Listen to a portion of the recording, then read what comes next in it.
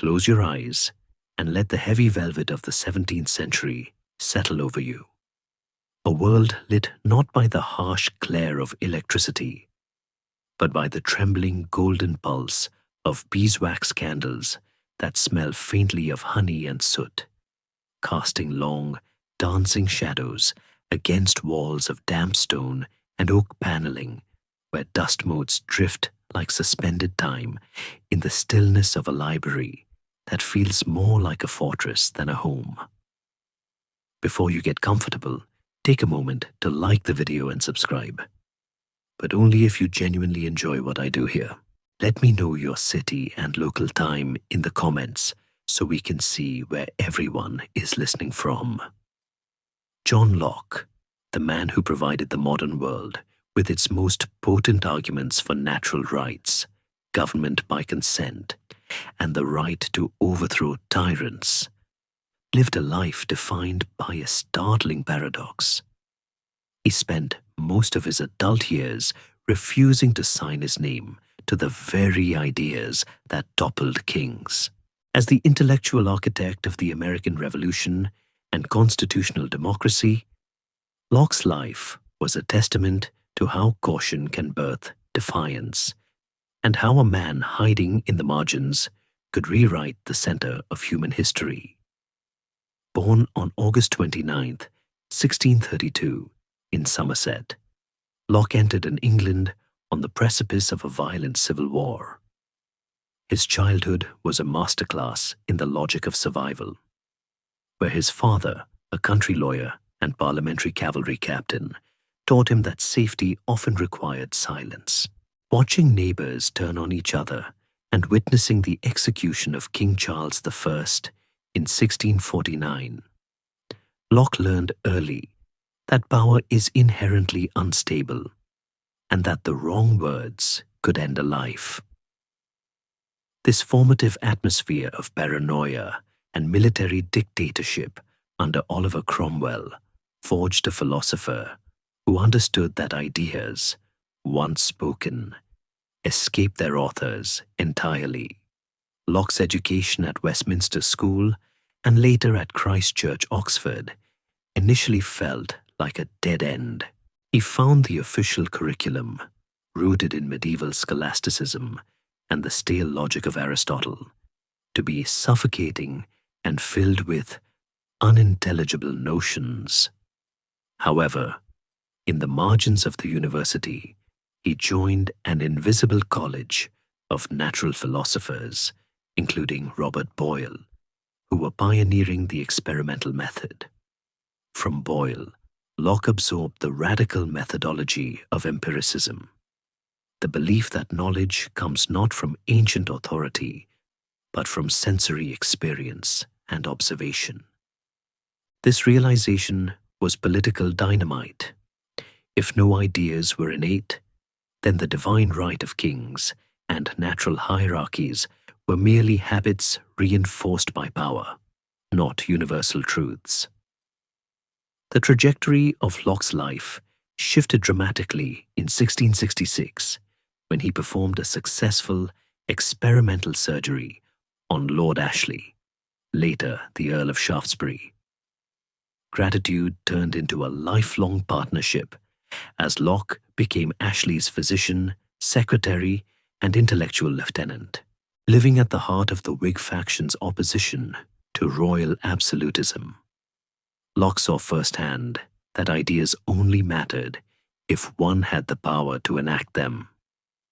While drafting economic policies and observing political maneuvers, he began writing his seminal work, an essay concerning human understanding.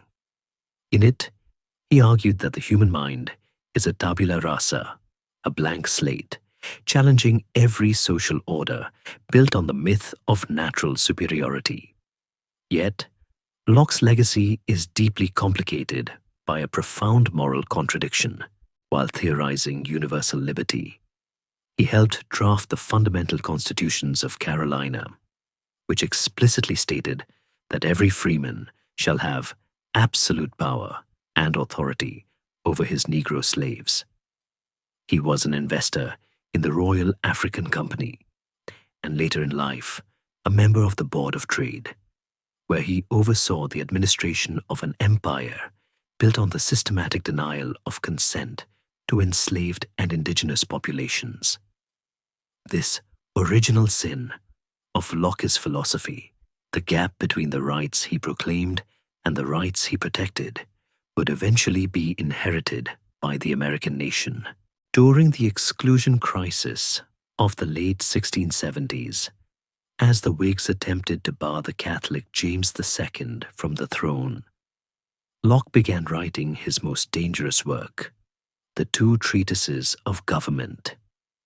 Far from abstract theory, these were loaded weapons designed to justify a preemptive coup. He argued that government is a social contract created solely to protect the natural rights of life, liberty, and property, and that if a government violates this contract, the people have a rational right to dissolve it. Because these ideas were treasonous, Locke hid the manuscripts, told no one, and eventually fled to Holland as a fugitive in 1683 after the government began executing his associates for similar ideas.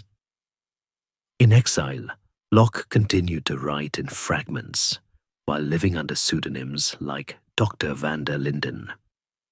It was during this period that he authored a letter concerning toleration, arguing that the state has no legitimate authority over individual conscience because belief cannot be compelled by force. However, even his tolerance had boundaries. He excluded Catholics and atheists, viewing them as threats to the social order. The Glorious Revolution of 1688 finally vindicated Locke's theories. When William of Orange took the throne with parliamentary consent, the world had caught up to Locke's secret manuscripts. He returned to England in 1689, but even then, he refused to claim the two treatises publicly. This lifelong refusal to sign his name likely stemmed from a mix of lingering fear, a desire for his arguments to stand on their own merits, and perhaps an inability to reconcile his revolutionary words with his own compromises in the machinery of empire. In his final years, Locke found refuge at Oates, the home of the philosopher Damaris Musham. In this partnership of minds, he continued to revise his works and engage in exhausting public debates with critics like the Bishop of Worcester, who feared that empiricism would erode the foundations of Christian faith. Locke died on October 28, 1704, sitting in his chair with a Bible in his lap, his greatest political work still officially anonymous. It was only after his death that the full extent of his influence was revealed to the public. By the mid-18th century, Locke's ideas had crossed the Atlantic. Thomas Jefferson famously adapted Locke's language for the Declaration of Independence, affirming that all men are created equal and endowed with unalienable rights. Locke's philosophy similarly fueled the French Revolution, though it quickly spiraled into a radicalism and terror that the cautious philosopher would have likely viewed as anarchy. Today, the long shadow of John Locke is so pervasive, it has become invisible. We speak his language whenever we discuss human rights, limited government, or the sanctity of the individual mind. Yet, his story remains one of profound tension. He was the philosopher of freedom, who enabled bondage, the theorist of consent, who administered empire, and the revolutionary who died in hiding. The history of modernity is, in many ways, the ongoing struggle to close the gap between the universal liberty John Locke wrote about in The Shadows and the world of contradictions he left behind. And so, we begin not with the monument, but with the man, a thin, asthmatic figure sitting in a high-backed chair, the nib of his quill hovering over parchment, paralyzed by the weight of ink. Imagine him there, the silence of the room so deep you can hear the settling of the embers in the hearth, a sound like the cracking of tiny bones. This is the shadow of the pen, the place where thoughts are dangerous things that must be caged in code or whispered in invisible ink. He is not yet the marble bust in a museum. He is merely a man with cold hands, wrapping his gown tighter against the draft, wondering if the words he is about to set down will liberate the future or lead him to the hangman's noose. Historians often debate just how paranoid John Locke truly was.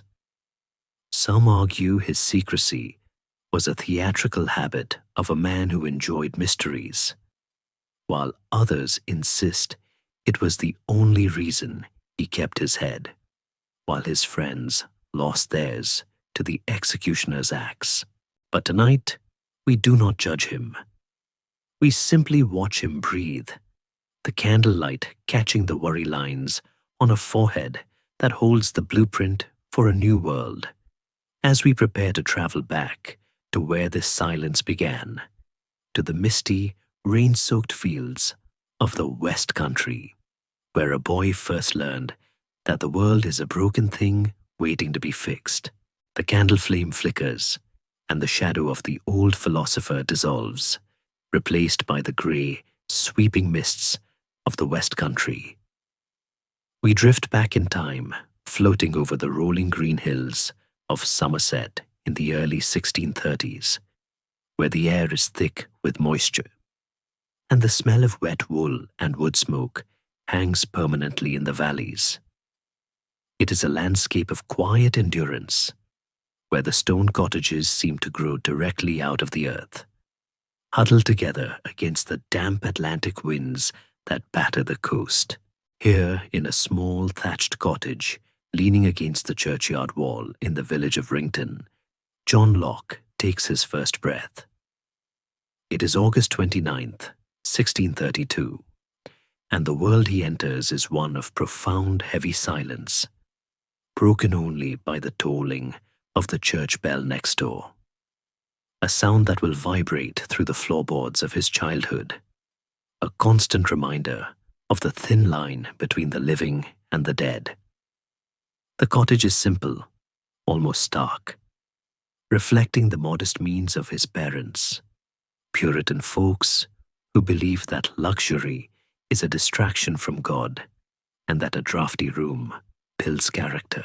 His mother, Agnes Keene, is a tanner's daughter, a woman of rumored beauty and piety who moves through the early records of his life like a gentle ghost. Her presence felt in the warmth of the hearth, but largely absent from the written history, fading away while John is still young. His father, also named John Locke, is a different sort of figure, a country lawyer and a clerk to the justices of the peace, a man carved from the same hard oak as the furniture in their parlor. He is a stern Calvinist, a man who believes in the law with a terrifying intensity, perhaps because he senses that the law is the only thing holding the world together. There is a story, perhaps apocryphal, but emotionally true, that his father once struck him as a boy for a minor disobedience, not out of anger, but out of a grim duty to break the will before the world could break the spirit. In a house where laughter is considered a bit suspect and idleness is a sin, young John learns to be watchful, to observe the adults with the wide, unblinking eyes of a child who knows that safety lies in predicting the moods of giants. As John grows from a toddler into a boy, the mists of Somerset begin to darken with something more dangerous than rain. The 1630s in England are a time of slow-motion collapse, a feeling that the sky is lowering day by day. King Charles I, a monarch with a refined taste for art and a disastrous taste for politics, is trying to rule without a parliament. He believes he is appointed by God to lead. The people of Somerset, however, are starting to suspect that God might have made a mistake.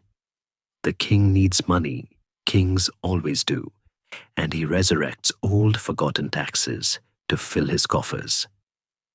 The most hated of these is ship money, a levy traditionally charged to coastal towns for naval defense, which Charles decides to charge to everyone, even those living miles inland who have never seen a boat, let alone a pirate, in the Locke household. The dinner table conversations shift from local disputes over property lines to hushed, angry whispers about tyranny. Young John watches his father's jaw tighten as he discusses the king's agents, men who come to collect coin from farmers who barely have enough to feed their livestock. It is in this atmosphere of simmering resentment that the fabric of England finally tears. The year is 1642. John is 10 years old enough to understand fear, but too young to understand why the men of the village are sharpening scythes and cleaning old muskets that haven't been fired in a generation. The Civil War does not begin with a single bang, but with 1,000 small ruptures in towns just like this one. Families are sliced down the middle. A brother might ride for the king, while another declares for Parliament. Fortunately for John's sense of stability, if not his safety, his father is resolute. He declares for Parliament, for the rights of the people against the overreach of the crown. But this is not merely a political opinion. It is a death warrant if they lose. One morning, the war comes to the doorstep. John watches as his father trades his lawyer's quill for a sword and a pair of pistols, donning the buff coat and sash of a captain of horse. He joins the cavalry regiment of Alexander Popham, a local wealthy MP and a staunch Puritan commander. The transformation must have been terrifying for a 10-year-old boy. The father who sat at the desk drafting wills is now a soldier preparing to kill other Englishmen. The sensory details of this departure are etched into the landscape of Locke's memory. The smell of oiled leather, the heavy clatter of hooves on cobblestones, the metallic rasp of a sword being drawn to check its edge. When the troop rides out, disappearing into the morning fog, they leave behind a silence that is heavier than before, a silence filled with the dread of the news that might come next. Historians still argue whether Locke's later obsession with peace and security was a direct trauma response to these years, while some view his philosophy as a purely intellectual exercise. Others see the terrified boy in Somerset looking for a way to ensure that fathers never have to ride off to war again.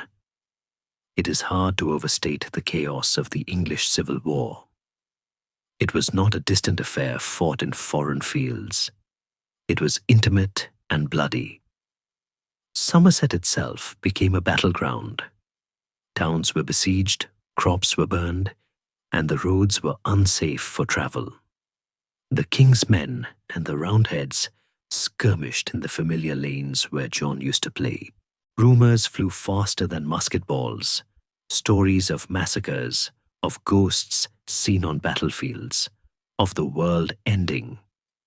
For a child, the lesson was clear and brutal.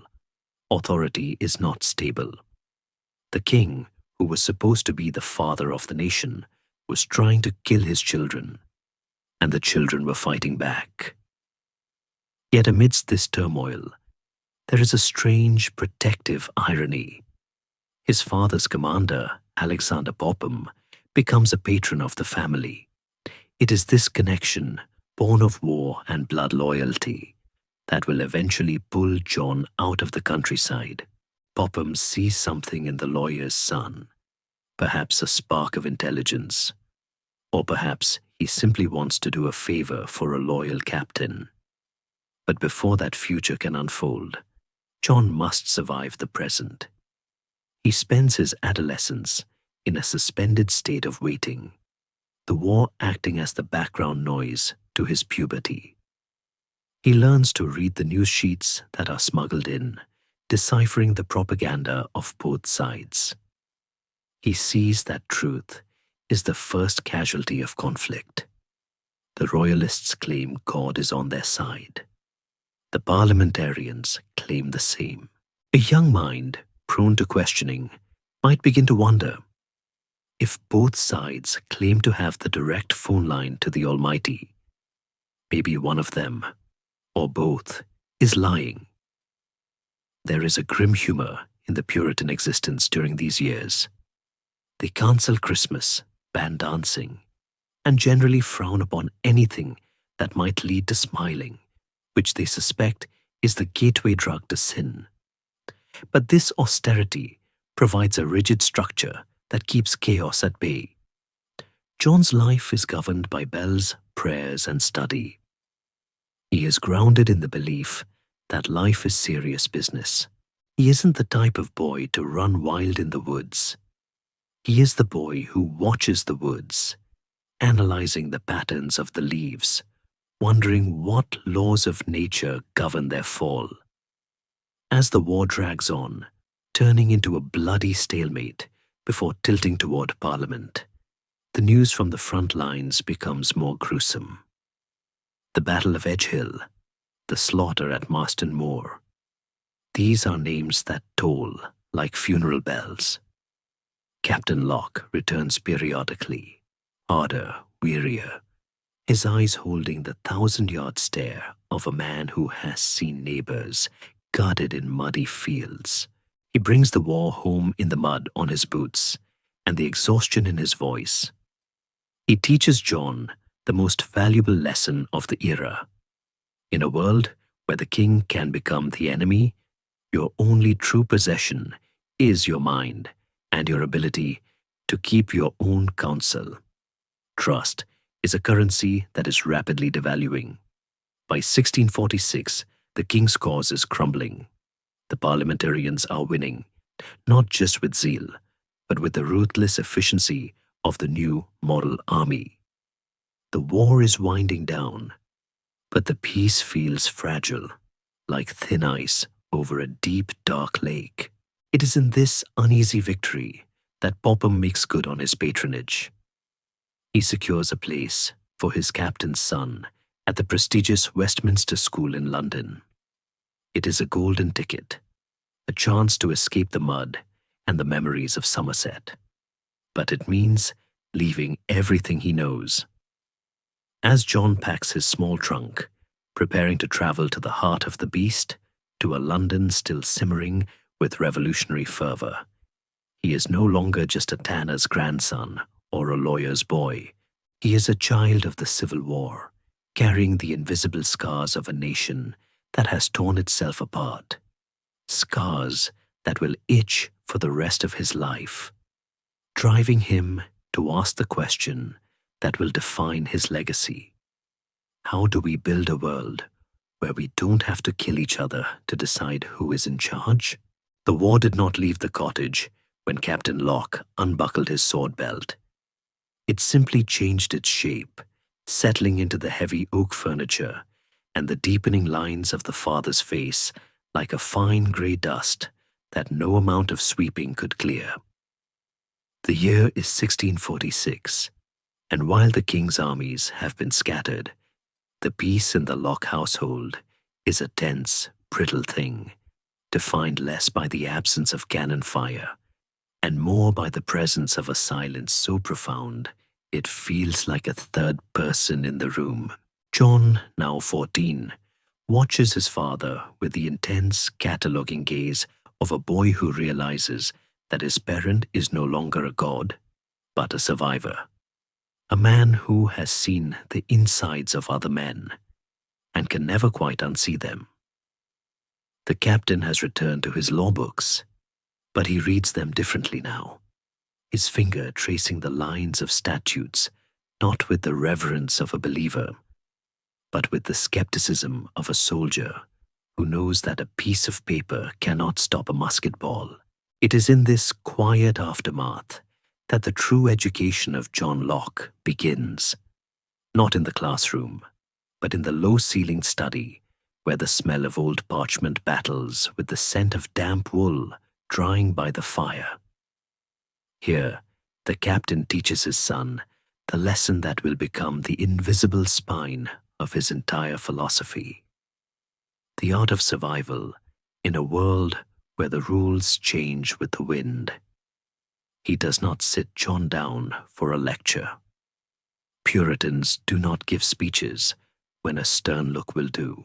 Instead, the lesson is absorbed through osmosis, in the way the captain burns certain letters after reading them, or the way he pauses, hand hovering over the inkwell, deciding what not to write.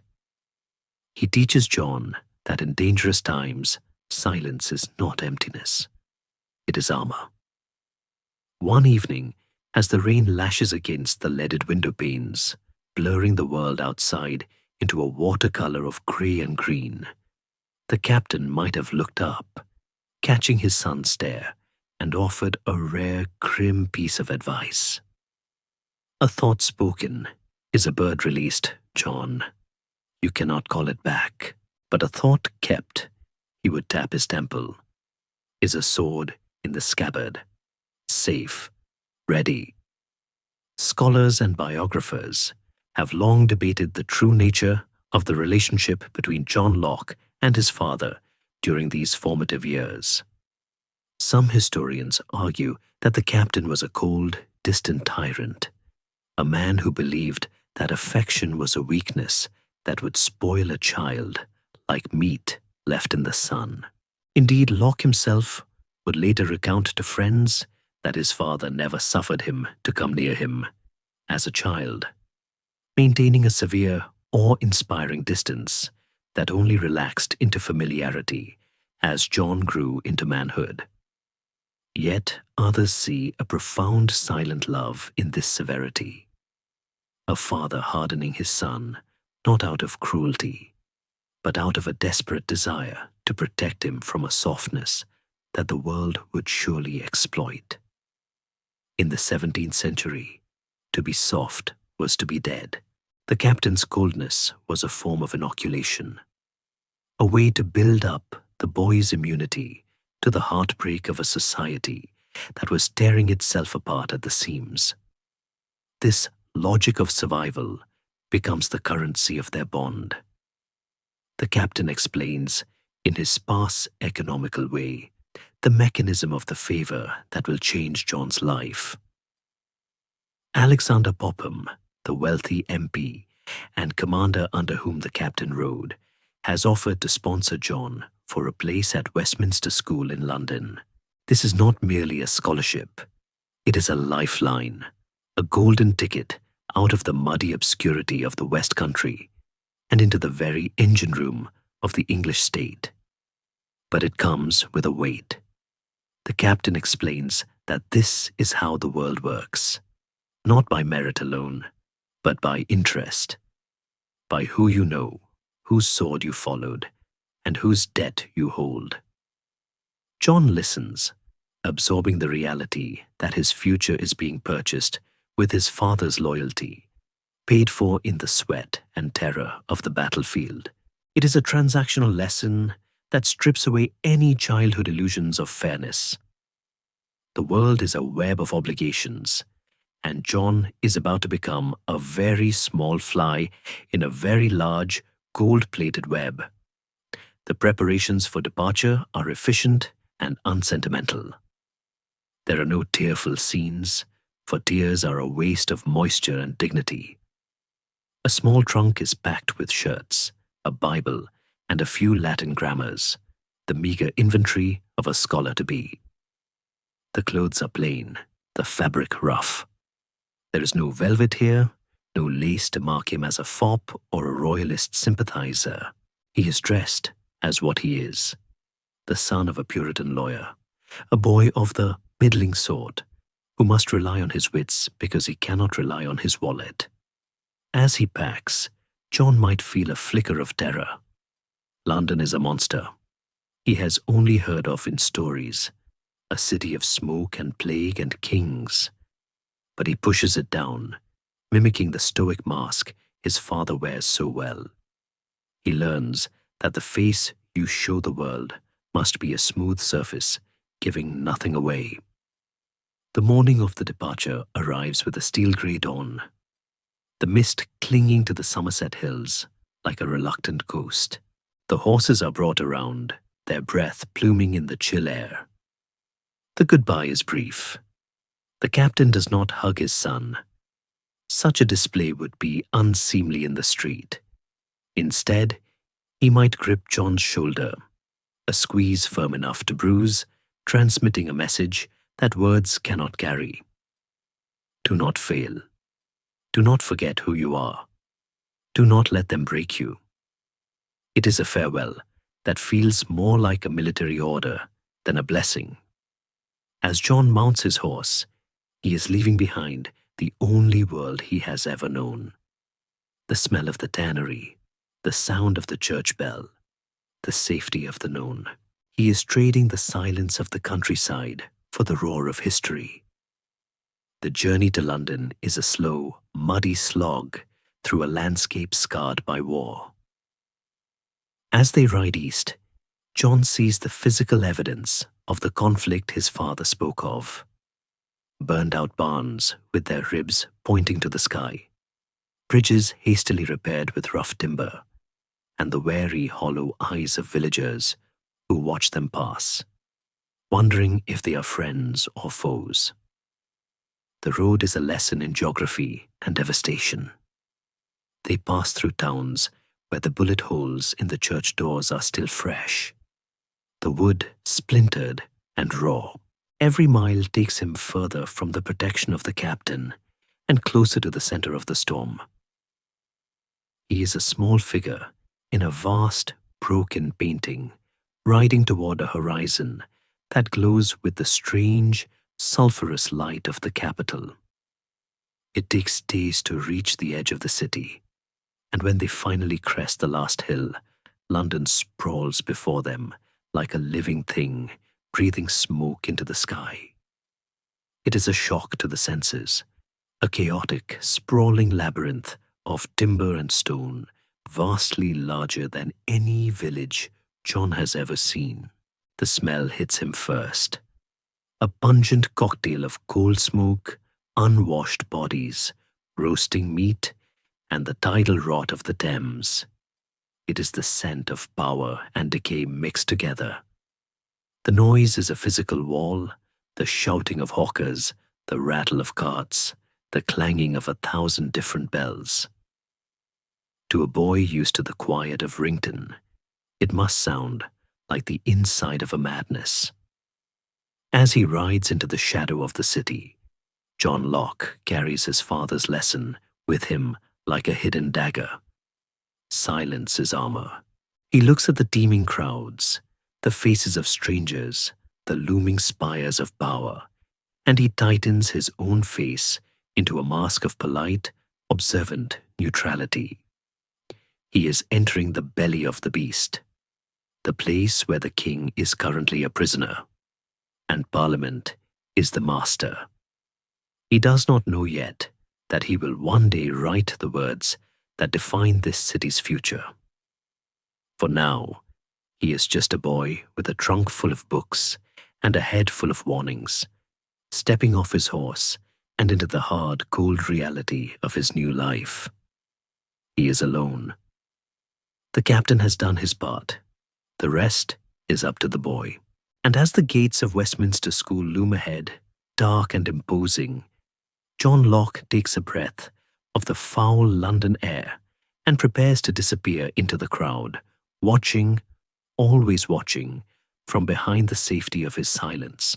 The iron gates of Westminster School slam shut, sealing out the muddy chaos of London and locking John inside a world of cold stone and even colder discipline, a place where the air is always stale and the silence is not peaceful, but heavy with the threat of violence.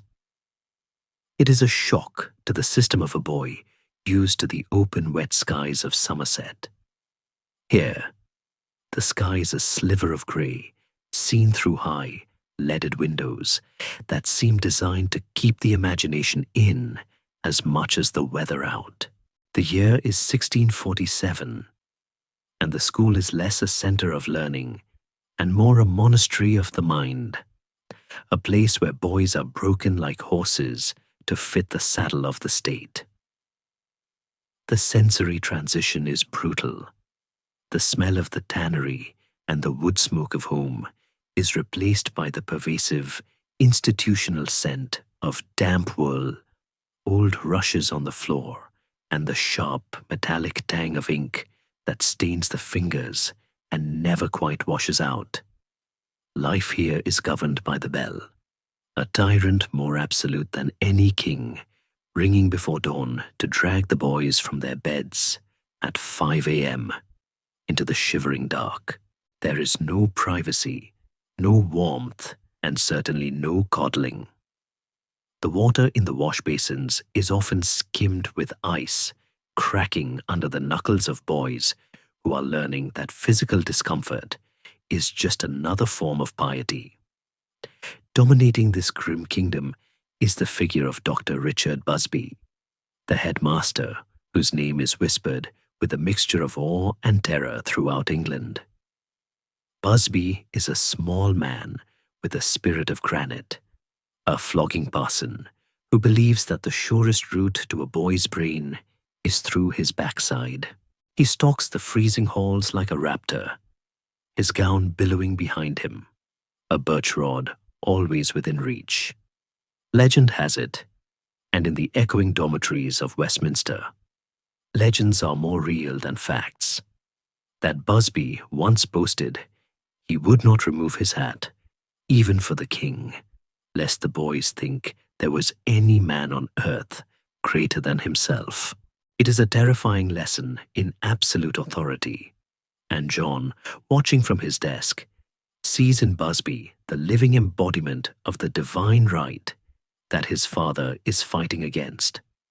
A ruler who answers to no one, whose whims are law, and whose punishments are arbitrary and swift. Yet, there is a strange survivalist paradox at work here. Busby is a staunch royalist, a man who secretly prays for the king's victory. Yet he manages to keep his position, even as Parliament, the very entity Captain Locke fights for, takes control of the government. John watches this political tightrope walk with the fascination of a budding sociologist. He sees how Busby navigates the treacherous waters of the Civil War, bending just enough to avoid breaking, teaching Greek and Latin with such ferocious excellence that the Puritan overlords are forced to tolerate his politics. It is John's first advanced lesson in the difference between ideological purity and practical necessity. The curriculum itself is a wall of words, a suffocating blanket of ancient grammar and rhetorical exercises that feels completely detached from the exploding world outside. For a boy who has seen cavalry charges and heard the arguments of leveling soldiers, the endless declension of Latin nouns feels like a cruel joke. They spend hours dissecting the logic of Aristotle, arguing over definitions and syllogisms, engaging in verbal wrangling that John finds increasingly pointless. He is forced to memorize passages he does not understand, to recite speeches that have no bearing on the reality of a starving London. It is here, in the dusty, sunless classrooms, that the seed of his rebellion is planted. He begins to hate the learned gibberish of the scholastics, the idea that truth is found only in dusty books and not in the observation of the living world. He feels the friction of his own mind against the grindstone of the curriculum, a heat that will eventually ignite his revolutionary empiricism. Historians often argue about the extent of Locke's misery at Westminster. While some portray him as a lonely, bullied boy, others point out that he was a king's scholar, a member of the elite group of students elected by merit, a status that granted him free tuition and board, but also placed him in the intense, competitive cockpit of the school's hierarchy. He is not the star. That honor belongs to the brilliant, flamboyant John Dryden, who will go on to become the poet laureate, and whose locker is likely just a few feet away. But Locke is the survivor. He learns to navigate the brutal social ecosystem of the dormitory, where the older boys lord over the younger ones in a microcosm of the tyranny outside. He learns to barter, to hide his weaknesses, to make himself invisible when the birch rod is singing through the air. There is a grim, suppressed humor in the daily life of the scholars, the kind of gallows humor that flourishes in prisons and boarding schools. They mock the food, boiled beef that is mostly gristle, bread so hard it could be used as a weapon, and small beer that is barely alcoholic enough to kill the bacteria in the water. They make quiet jokes about the Roundheads and the Cavaliers, testing each other's allegiances in whispers, learning that a joke can be a test of loyalty. John, the son of a parliamentary captain in a school run by a royalist, must have learned to laugh at both sides, or perhaps to laugh at neither. He becomes a master of the neutral face, the tabula rasa, before he even names it, reflecting back whatever the authority figure wants to see while keeping his own thoughts locked in the vault of his mind. But the walls of Westminster cannot entirely block out the tremors of the dying kingdom. The school is located in the very shadow of the seat of power, just a stone's throw from Westminster Abbey and the Houses of Parliament. Through the high windows, the boys can hear the distant roar of the London mobs, the rumble of passing artillery wagons, and the frantic tolling of bells that signal the shifting tides of the war. The reality of 1648 bleeds into the sanctuary. The king is captured, escaped, recaptured. The debates in Parliament, where John's father's patrons sit, are becoming more radical. The air in the school is thick with rumors. Is the king coming back? Will the army sack the city? Will the school be closed? In the library, surrounded by chained books, literal chains holding the knowledge to the shelves, John seeks escape. He reads not just what is assigned, but what he can find that speaks to the chaos he feels. He begins to suspect that the ancients don't have all the answers. If Aristotle was so smart, why is England burning? If the king is God's anointed, why is he in chains? The rigid discipline of Westminster, intended to produce obedient subjects, is instead forging a skeptic.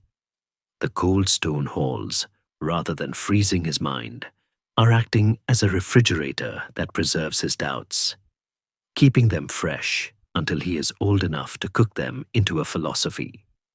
He is learning the structure of arguments, the architecture of logic, tools he will one day use to dismantle the very authority that gave them to him.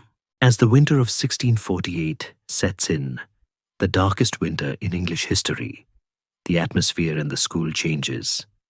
The playfulness of the boys dampens.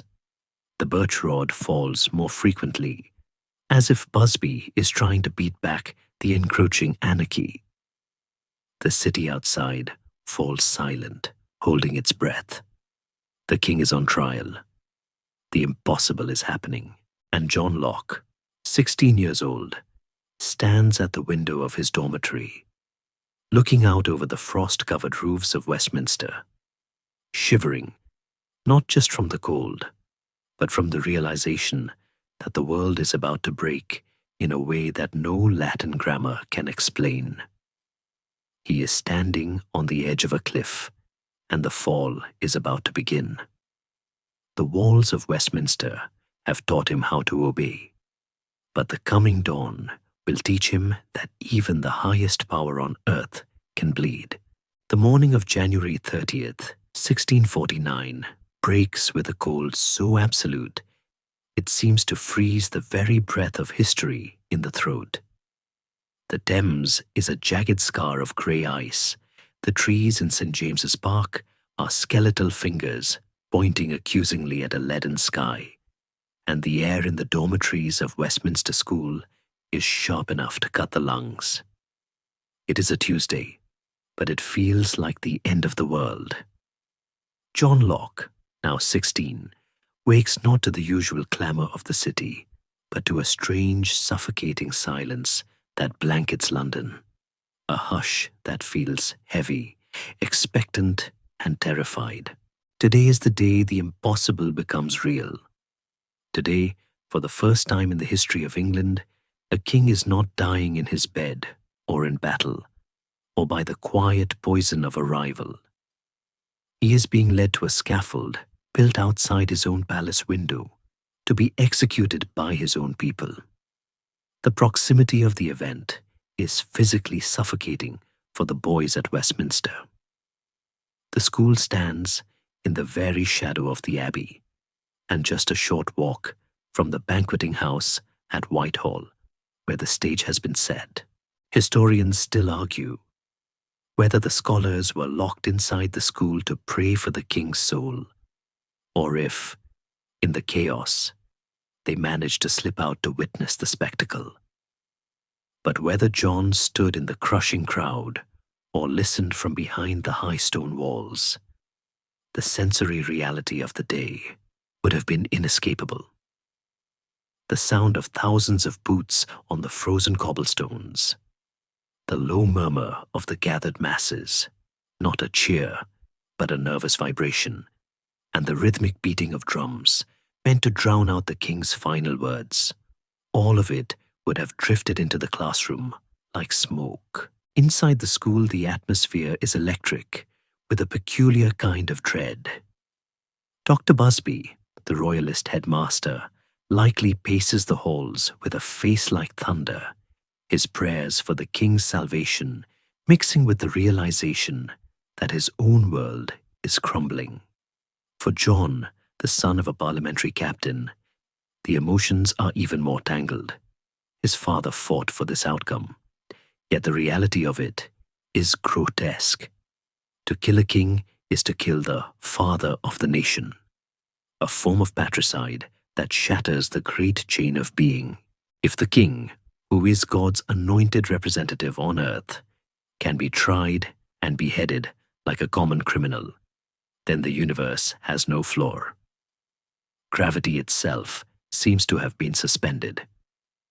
At 2 o'clock in the afternoon, the moment arrives.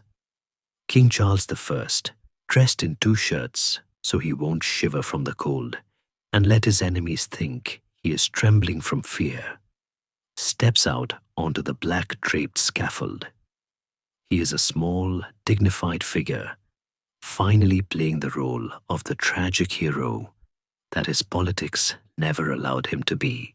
He speaks, but the wind carries his words away, and the wall of soldiers keeps the people too far back to hear. Then he lies down, the axe rises, and in one singular, violent motion, the blade falls. The sound that follows is not a cheer of victory. It is a sound that witnesses would describe for decades. A dismal, universal groan, a collective exhalation of horror and shock that rises from the crowd like a physical force. It is the sound of a taboo being broken, the sound of a nation realizing it has just stepped off a cliff and doesn't know if it can fly. For a 16-year-old boy whose education has been steeped in the classics, where kings are demigods and order is divine, this groan is the sound of the old world dying. The head is held up. The blood, bright and steaming in the frost, stains the wooden boards. The illusion of divinity is severed along with the neck. This moment creates a fissure in John Locke's mind that will never fully heal. He sees, with the brutal clarity of a witness, that power is not a mystical force descending from the clouds. It is a physical fact, vulnerable to steel and consensus. The divine right of kings is revealed to be a fragile story we tell ourselves, a story that ends the moment enough people stop believing in it. The king was just a man. His blood was red. He died like anyone else. This realization is terrifying, but it is also the seed of his future political theory. If power is not divine, then it must be human. And if it is human, it can be constructed, deconstructed, and reconstructed by human hands. In the immediate aftermath, London does not collapse into anarchy, but it does descend into a surreal grey limbo. The monarchy is abolished. The House of Lords is disbanded. England is now a commonwealth, a republic ruled by the very men who just killed the king, but the air is thick with paranoia.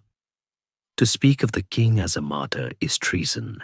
To speak of the act as a crime is to risk the same fate.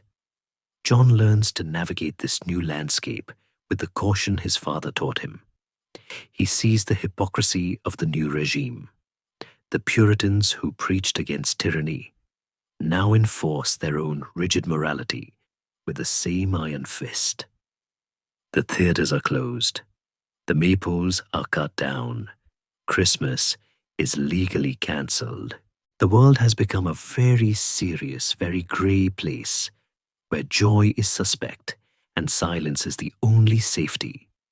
Yet, amidst this grim austerity, there is a dark, dry humour to be found. The boys at Westminster, ever resilient, likely trade jokes about the saints in Parliament who have banned mince pies but kept the king's palaces for themselves. They learn that the new boss is much like the old boss, only with less velvet and more sermons. John, observing the rise of Oliver Cromwell, the man who will soon become Lord Protector, a king in all but name, sees the circular nature of power. He realizes that removing one tyrant does not guarantee freedom. It often just creates a vacancy for the next one. This cynicism, born in the shadow of the scaffold, will inoculate him against the utopian promises of radicals for the rest of his life. As the shock of the regicide begins to fade into the dull ache of the new normal, John's time at Westminster draws to a close. He has survived the Civil War, the plague of 1647, and the death of the monarchy. He is now a young man of 17, hardened by history and educated in the art of survival. He has learned that the only thing more dangerous than a king with absolute power is a committee of righteous men who believe they are doing God's work. The universal groan of the crowd still echoes in his ears, a reminder that the social contract is fragile and that the consent of the governed can be withdrawn in the most violent way possible. In 1652, the next chapter calls. He is elected to a studentship at Christ Church, Oxford, the most prestigious college in the land. It is an escape from the immediate gloom of London, but it is not a flight into freedom. Oxford is the intellectual fortress of the old world, a place where the ghosts of Aristotle and the Church still rule, unaware that their heads have been cut off along with the king's. As John packs his trunk once more, leaving the scene of the crime that was the execution, he carries with him a heavy, secret knowledge. The world is pliable. It is not fixed by God, And if it is broken, it can be fixed, but only if you understand how the machine truly works. He heads to Oxford not to worship the past, but to find the tools to build a future that doesn't require a scaffold to sustain it. The morning of January 30th, 1649, breaks with a cold so absolute it seems to freeze the very breath of history in the throat.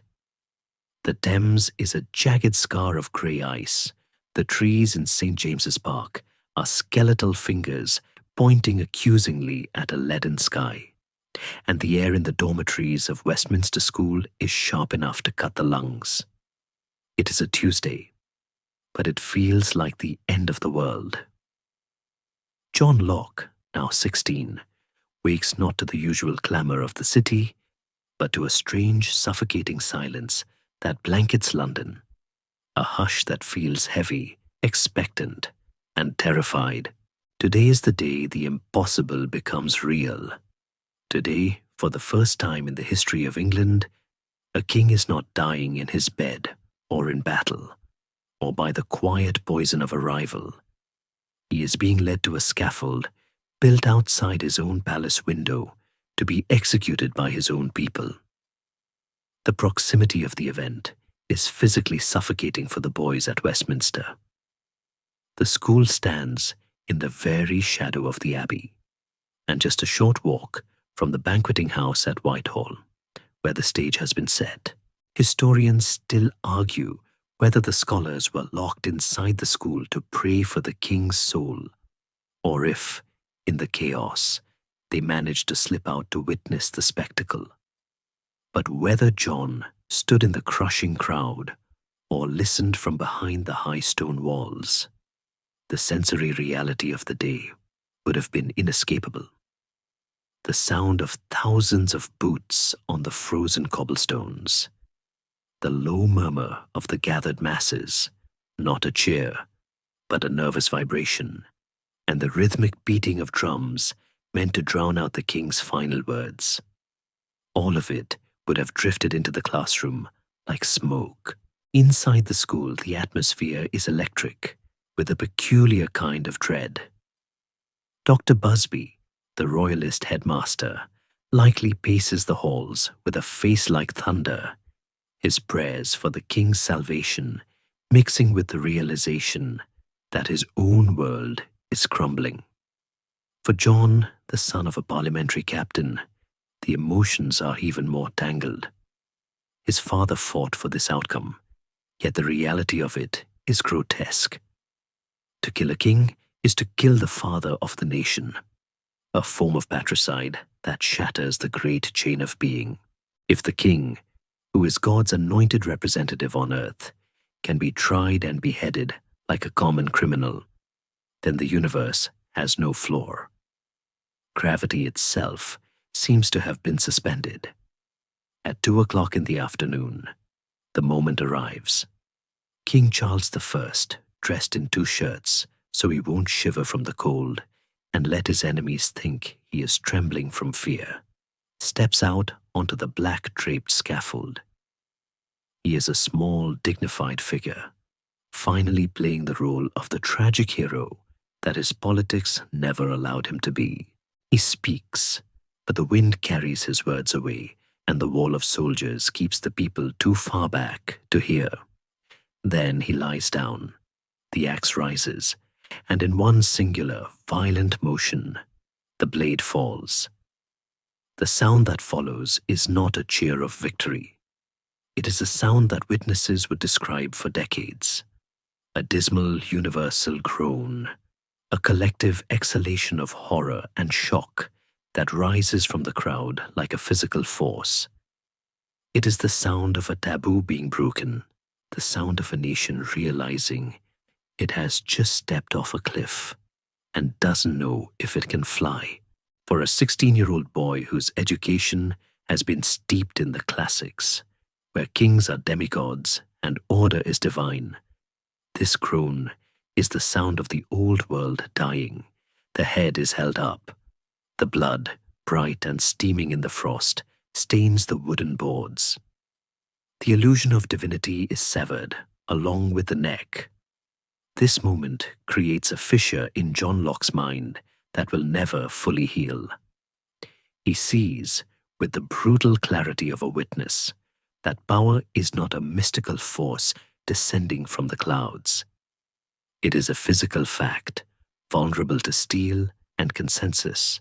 The divine right of kings is revealed to be a fragile story we tell ourselves, a story that ends the moment enough people stop believing in it. The king was just a man. His blood was red. He died like anyone else. This realization is terrifying, but it is also the seed of his future political theory. If power is not divine, then it must be human. And if it is human, it can be constructed, deconstructed, and reconstructed by human hands. In the immediate aftermath, London does not collapse into anarchy, but it does descend into a surreal grey limbo. The monarchy is abolished. The House of Lords is disbanded. England is now a commonwealth, a republic ruled by the very men who just killed the king.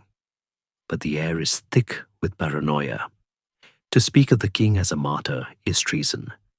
To speak of the act as a crime is to risk the same fate. John learns to navigate this new landscape with the caution his father taught him.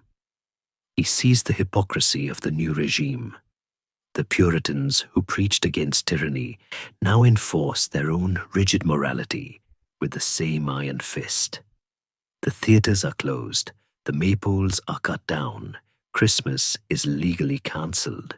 The world has become a very serious, very grey place, where joy is suspect and silence is the only safety. Yet, amidst this grim austerity, there is a dark, dry humour to be found. The boys at Westminster, ever resilient, lightly trade jokes about the saints in Parliament, who have banned mince pies but kept the king's palaces for themselves. They learn that the new boss is much like the old boss, only with less velvet and more sermons. John, observing the rise of Oliver Cromwell, the man who will soon become Lord Protector, a king in all but name, sees the circular nature of power. He realizes that removing one tyrant does not guarantee freedom. It often just creates a vacancy for the next one. This cynicism, born in the shadow of the scaffold, will inoculate him against the utopian promises of radicals for the rest of his life. As the shock of the regicide begins to fade into the dull ache of the new normal, John's time at Westminster draws to a close. He has survived the Civil War, the plague of 1647, and the death of the monarchy. He is now a young man of 17, hardened by history and educated in the art of survival. He has learned that the only thing more dangerous than a king with absolute power is a committee of righteous men who believe they are doing God's work. The universal groan of the crowd still echoes in his ears, a reminder that the social contract is fragile and that the consent of the governed can be withdrawn in the most violent way possible. In 1652, the next chapter calls. He is elected to a studentship at Christ Church, Oxford, the most prestigious college in the land. It is an escape from the immediate gloom of London, but it is not a flight into freedom. Oxford is the intellectual fortress of the old world, a place where the ghosts of Aristotle and the church still rule, unaware that their heads have been cut off along with the king's. As John packs his trunk once more, leaving the scene of the crime that was the execution, he carries with him a heavy, secret knowledge. The world is pliable. It is not fixed by God, and if it is broken, it can be fixed, but only if you understand how the machine truly works. He heads to Oxford, not to worship the past, but to find the tools to build a future that doesn't require a scaffold to sustain it. The musty smell of ancient parchment fades, replaced by a sharp, stinging scent that prickles the nose, sulfur, niter, and the metallic tang of mercury. We are no longer in the hushed, cathedral-like library of Christ Church, but have slipped into the cramped, cluttered rooms on the high street, where the air is thick with the smoke of coal furnaces and the excitement of a new age. It is the late 1650s, and while the university officially drones on about Aristotle, a secret revolution is bubbling in the beakers and retorts of a group calling themselves the Invisible College. See, this is not a college of stone walls and statutes, but a fraternity of the curious, a gathering of men who have decided that the only way to understand God's creation is to take it apart and see how it ticks. At the center of this smoky vortex stands a figure who will change John Locke's life forever: Robert Boyle. Tall, gaunt, and perpetually sickly, Boyle is an aristocrat with the soul of a mechanic, a man who has turned his back on the idle pleasures of his class to devote his vast fortune to the new philosophy. To Locke, bored by the word games of the scholastics, Boyle is a revelation. Here is a man who doesn't argue about what a vacuum should be according to ancient texts. He builds a machine to create one. The pneumatic engine, or air pump, is the marvel of the age. A glass globe where air can be sucked out, extinguishing candles and silencing bells, proving that the invisible atmosphere is a physical substance with weight and force. For Locke, stepping into Boyle's laboratory is like stepping onto a new planet. He becomes not just an observer, but an active participant, a pair of hands willing to get dirty in the service of truth. We see him there, his long fingers stained with ink and chemicals, carefully recording the rise and fall of mercury in a barometer. He is meticulous, almost obsessive, noting the weather, the time of day, the exact shade of a chemical reaction. This is the birth of the empiricist, the belief that knowledge does not come from the innate ideas imprinted on the soul by God at birth, but from the raw, messy, undeniable data of the senses. Historians often debate the extent of Locke's contribution to Boyle's science. Was he merely a glorified lab assistant, a highly overqualified secretary, as some critics suggest? Or was he a true collaborator? The truth, found in the margins of their notebooks, suggests a partnership of mutual respect. Boyle provides the grand theories and the expensive equipment. Locke provides the critical eye, the skepticism that refuses to accept a result until it has been tested, retested, and tested again. There is a quiet, dry humor in their correspondence. Jokes about the stinking liquors they distill, and the oddities of preserving human organs for study. It is a friendship forged in the fumes of experimentation, a bond between two men who believe that the world is a riddle waiting to be solved, not a sermon to be endured. This shift from the library to the laboratory is not just a change of scenery, it is political dynamite. In the 17th century, to say that knowledge comes from experience is a radical, dangerous act. The old order, the monarchy, the church, the entire social hierarchy rests on the idea of innate authority. Kings are born to rule because God stamped their souls with a royal nature. Peasants are born to serve because they lack this stamp. But if Locke's emerging theory is true, if the mind is truly a white paper, a blank slate waiting to be written on by experience, then a king is just a man who has had different experiences than a peasant. there is no magical, divine difference between them. The air pump doesn't just suck the air out of a glass globe, it sucks the air out of the divine right of kings. Locke does not shout these ideas from the rooftops yet. He is too cautious, too much his father's son. But the seeds are planted deep in the soil of his mind. He begins to see the state not as a divine mystery, but as a machine, like a watch or a barometer, composed of moving parts that can be analyzed, improved, or even replaced if they break. He applies the logic of the laboratory to the chaos of society. If a government isn't working, if it is oppressing its people or failing to protect their property, it is not a punishment from God to be endured. It is a mechanical failure that needs to be fixed. The invisible college eventually evolves into the Royal Society, the prestigious institution that still exists today. But in these early days, it is a ragtag band of rebels. They meet in coffee houses and private rooms, arguing over the circulation of the blood and the nature of comets, while the rest of Oxford sleeps. Locke is in his element here. He finds a freedom in the anonymity of the data. A thermometer doesn't care if you are a royalist or a roundhead. It only tells you the temperature. This objectivity is a balm to a man who has seen how easily political passions can distort the truth. But this new life is not without its risks.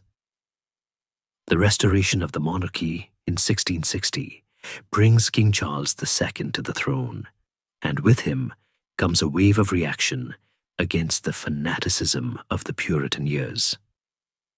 The universities are purged again. The godly men are kicked out, and the old royalists return, eager to restore the authority of the church and the king. Locke, ever the pragmatist, welcomes the return of order. He writes eager, almost sycophantic poetry, praising the new king, hoping for a quiet life where he can continue his experiments. He even drafts a conservative tract, arguing that the magistrate has absolute power over indifferent things in religious worship, a position he will later violently reject. This is the great myth versus reality tension of Locke's early adulthood. We want to see him as a born revolutionary, a firebrand waiting to ignite the age of reason. The truth is more human and more interesting. He was a conformist, a man who just wanted the shouting to stop so he could get back to his work.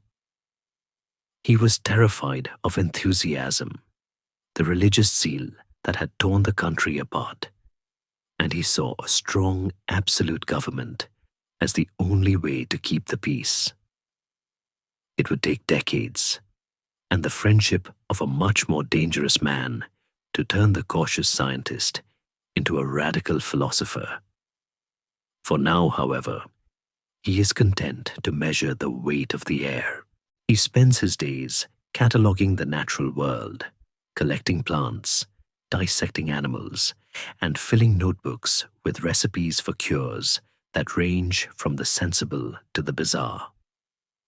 He is building a history of nature, a vast database of facts that will serve as the foundation for his later philosophy. He is learning that the world is more complex, more varied, and more resistant to simple theories than the ancients ever imagined. As the 1660s progress, a new interest begins to take hold of him. The study of the body, its fluids, its fevers, its fragile mechanics, begins to fascinate him more than the abstract laws of physics. He sees that the human body is the ultimate machine, a microcosm of the state itself. If he can understand how to cure a fever in a patient, perhaps he can understand how to cure the fever of rebellion in a nation. He begins to read medical texts, not just as a hobby, but with the intent of becoming a doctor. It is a decision that will lead him away from the safe, enclosed world of Oxford and into the path of a man who is essentially a walking political storm. But before he meets his destiny, let us linger for a moment in the candlelight of the lab. Imagine Locke holding a flask of glowing phosphorus, his face illuminated by the eerie cold light. He is looking at the substance with wonder, not fear. He is realizing that the universe is not a scary place ruled by angry ghosts, but a rational place governed by laws that can be understood by anyone with patience and a pair of open eyes. He is, in this quiet moment, becoming modern. He puts the flask down, dips his quill in ink, and writes a simple observation. A small brick in the wall of truth, the invisible college, has taught him to see what is really there. And soon, he will turn that gaze from the secrets of nature to the secrets of power. The sharp, stinging scent of sulfur and chemical smoke fades, replaced by the earthy, organic smells of the apothecary. Dried sage, crushed beetles, the sickly sweet odor of laudanum, and the faint copper tang of blood. We have moved from the cold, theoretical world of the air pump to the warm, messy, and often terrifying reality of the sickbed. It is the mid-1660s, and John Locke, now in his 30s, has turned his restless mind toward a new frontier, the human body. He is no longer satisfied with measuring the weight of invisible air. He wants to understand the machine that breathes it. This transition from natural philosopher to physician is not merely a career change. It is a profound philosophical shift. He is realizing that the body, like the state, is a complex engine that can break down, and that the only way to fix it is to understand its parts, not to pray to ancient gods or recite Latin incantations. Locke's entry into medicine is driven by a personal urgency. He is a man intimately acquainted with physical frailty. Since childhood, he has suffered from a phthisis, a chronic asthma that leaves him gasping for air in the damp English winters, his chest tightening like a fist. He knows the panic of the suffocating man, the way the world narrows down to the single desperate struggle for the next breath. This vulnerability gives him a unique empathy for the sick. He is not the distant, arrogant doctor of satire who prescribes bleeding for every ailment. He is a fellow sufferer, a man who knows that the body is a treacherous vessel that can betray the mind at any moment. His guide in this new world is Thomas Sydenham, a man known to history as the English Hippocrates. Sydenham is a revolutionary in a powdered wig, a physician who despises the university curriculum even more than Locke does. While the Oxford dons are still teaching the ancient theory of the four humours, the idea that disease is caused by an imbalance of blood, phlegm, yellow bile, and black bile, Sydenham is out in the streets of London, treating smallpox and fevers by watching the patient, not the stars. He famously tells Locke that the best way to learn medicine is to go to the bedside, a radical notion in an age where doctors often diagnosed patients without even touching them, relying instead on the examination of urine samples sent by servants. Imagine the two of them walking through the crowded, plague-scarred streets of London or the damp lanes of Oxford. Sydenham, gruff and practical, points out the specific rash of a measles case or the distinct rhythm of a fever, teaching Locke to trust his eyes over his textbooks. "Don't tell me what Galen said about the fever," he might bark. "Tell me what the fever is doing." This is the empirical method in its rawest, most human form. Locke learns to catalogue symptoms like he catalogued the weather, building a natural history of disease. He realizes that a fever is not a divine punishment, but a natural phenomenon with a specific course and a specific cause.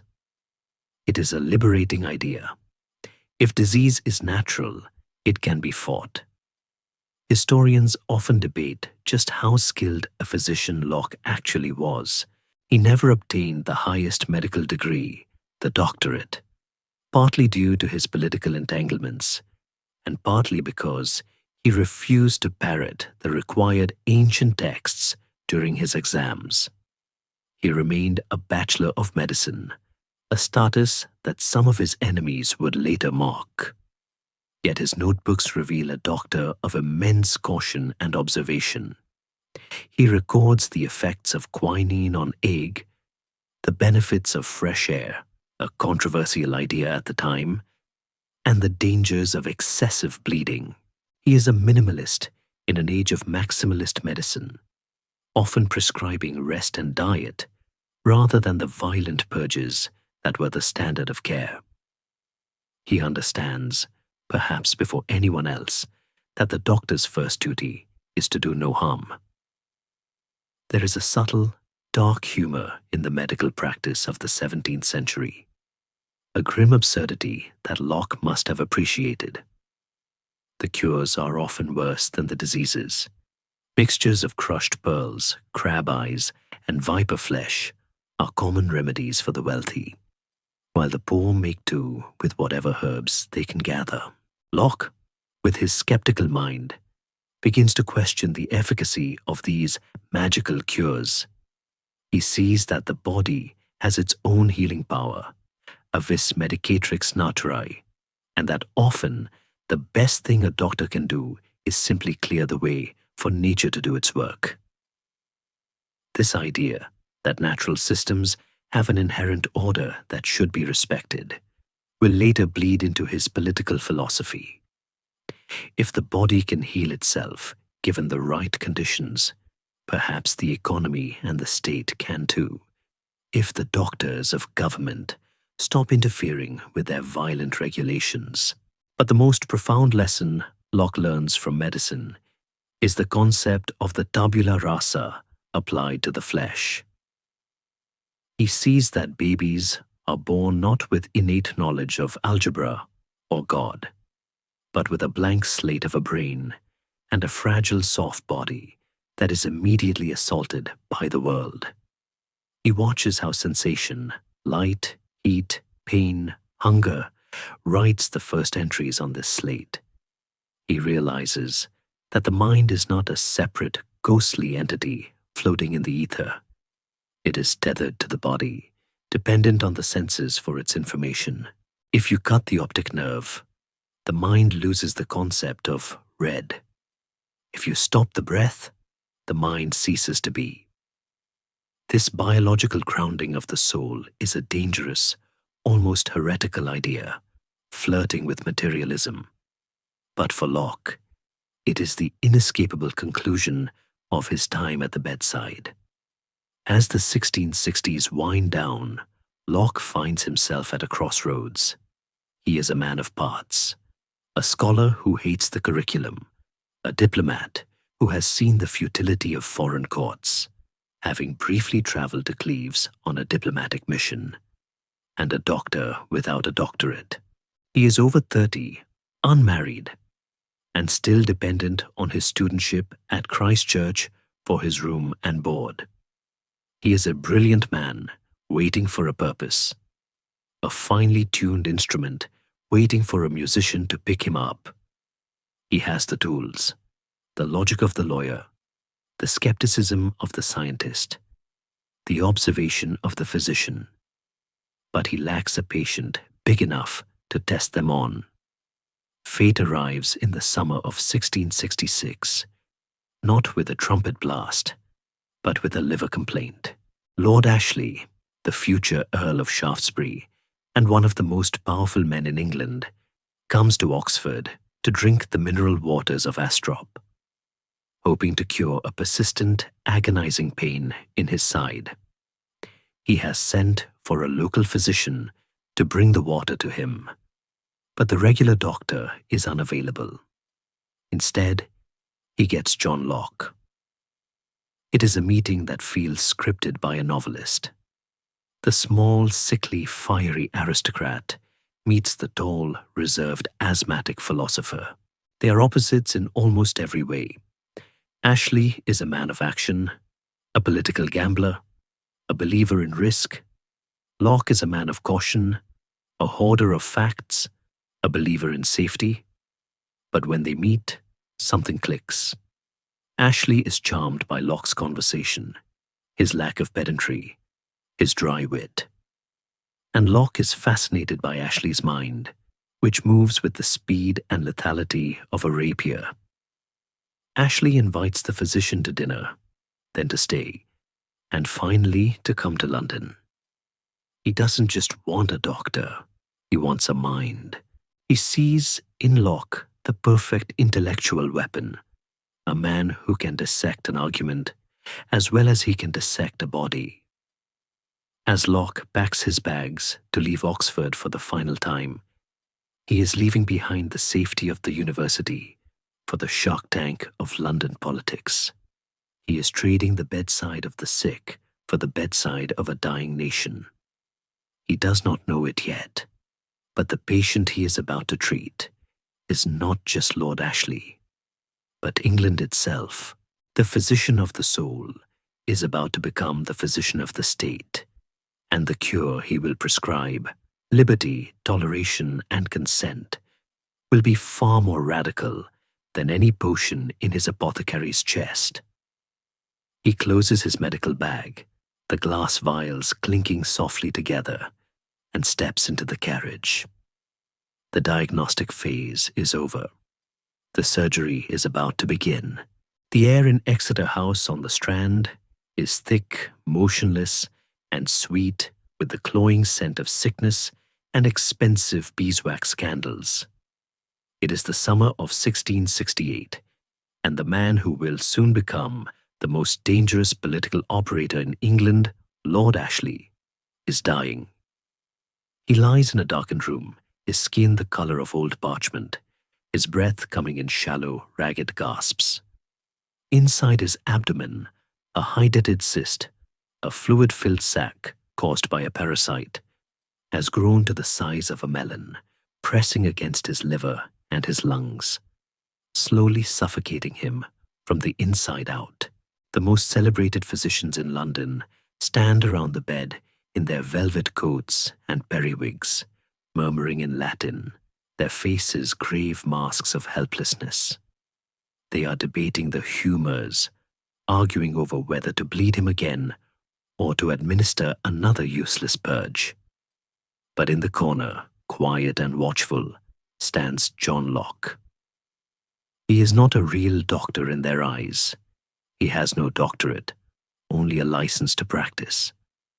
But he is the only man in the room who is actually looking at the patient rather than the textbooks. Locke knows that the time for debate is over. He has watched Ashley deteriorate for weeks. The vibrant energy of the man draining away into the sweat-soaked sheets. He understands, with the terrifying clarity of the empiricist, that nature has hit a wall. The vis medicatrix naturae, the healing power of nature, cannot dissolve this cyst. If they do nothing, Ashley dies. If they operate, he likely dies anyway, for abdominal surgery in the 17th century is less a medical procedure and more a form of butchery, usually reserved for the battlefield. Infection is a certainty. Anesthesia is a myth. To cut into the gut of a peer of the realm is to risk not just the patient's life, but the surgeon's own neck. If Ashley dies under the knife, Locke could be branded a murderer, his career and his life effectively over. Yet Locke makes the decision that will change history. He overrules the timid consensus of the senior physicians. He argues, with a quiet intensity that silences the room, that the cyst must be opened. He commissions a special team, likely calling upon the steadier hands of a barber surgeon to wield the blade while he directs the operation like a general on a hill. Imagine the scene: the room stripped of its heavy drapes to let in the morning light, the servants boiling water and preparing lint bandages, the smell of vinegar and brandy used as primitive antiseptics cutting through the stale air. Ashley is likely dosed with laudanum, a tincture of opium, to dull the terror, but he is awake. He looks at Locke, his eyes yellowed but still fierce, and gives the nod. The surgeon's knife gleams. There is no sterile field, no antibiotics, only speed and prayer. The incision is made. The cyst is located. And then, the critical moment. A silver tube, designed by Locke himself, is inserted into the cavity to drain the poisonous fluid. The relief is immediate. A torrent of corruption flows out, and the pressure on Ashley's organs lifts. But the danger is far from over. The wound must be kept open to drain, requiring the silver pipe to remain in place, a permanent tap into the Lord's body. For days, Locke scarcely leaves Ashley's side. He sleeps in a chair, monitoring the fever, cleaning the wound, watching for the telltale redness of gangrene. He is the guardian at the gate of death, armed only with cool cloths and his own obsessive attention to detail. Historians still marvel at the audacity of this procedure. In 1668, this was the equivalent of open-heart surgery performed on a kitchen table. It was a gamble of staggering proportions. Had Locke failed, there would be no Earl of Shaftesbury to lead the Whigs, no exclusion crisis, no glorious revolution, and very likely no two treatises of government. The entire liberal tradition hangs on the thread of this single desperate operation. But Ashley does not die. He recovers with a speed that seems miraculous to the court. Within weeks, he is sitting up. Within months, he is back in the House of Lords, darker, thinner, but more alive than ever. And he carries with him a souvenir, the silver pipe. He will wear it for the rest of his life, a strange secret cyborg addition to his aristocratic body, draining the fluid into a small bladder strapped to his side. It becomes a part of his legend. Satirists will later mock it, calling it his tap. But to Ashley, it is a badge of honor. The psychological bond this creates between the two men is absolute. Ashley, a man who trusts no one, trusts Locke with his life. He tells everyone who will listen, "Mr. Locke saved my life." The dynamic shifts instantly. Locke is no longer just a retained physician or a clever secretary. He is family. He is the man who has seen the Earl's insides and sewn them back together. Ashley, who believes himself to be destined for greatness, now believes that Locke is a genius sent by Providence to keep him alive for that destiny. He pulls Locke out of the shadows and into the blinding center of his world.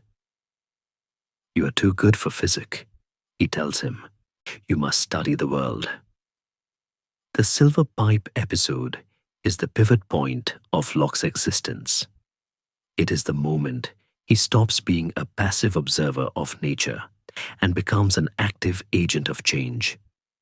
He has learned that he can intervene in the course of fate. If he can cut out a cancer from a man, why can't he cut out a cancer from the state? If he can insert a silver pipe to drain the poison from a body, why can't he draft a constitution to drain the tyranny from a government? The metaphor of the body politic becomes literal for him. Ashley, now the Earl of Shaftesbury, begins to treat Locke as his intellectual lieutenant. He gives him tasks that would terrify a lesser man. find a wife for his son, who is sickly and shy, manage his vast estates, and most importantly, help him navigate the treacherous waters of King Charles II's court. Locke moves into Exeter House permanently. He walks the corridors of power, not as a lord, but as the ghost in the machine, the man who whispers in the ear of the man who shouts at the king.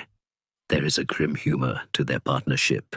Ashley is fiery, reckless, a man of mercurial wit who changes his mind 5 times before breakfast.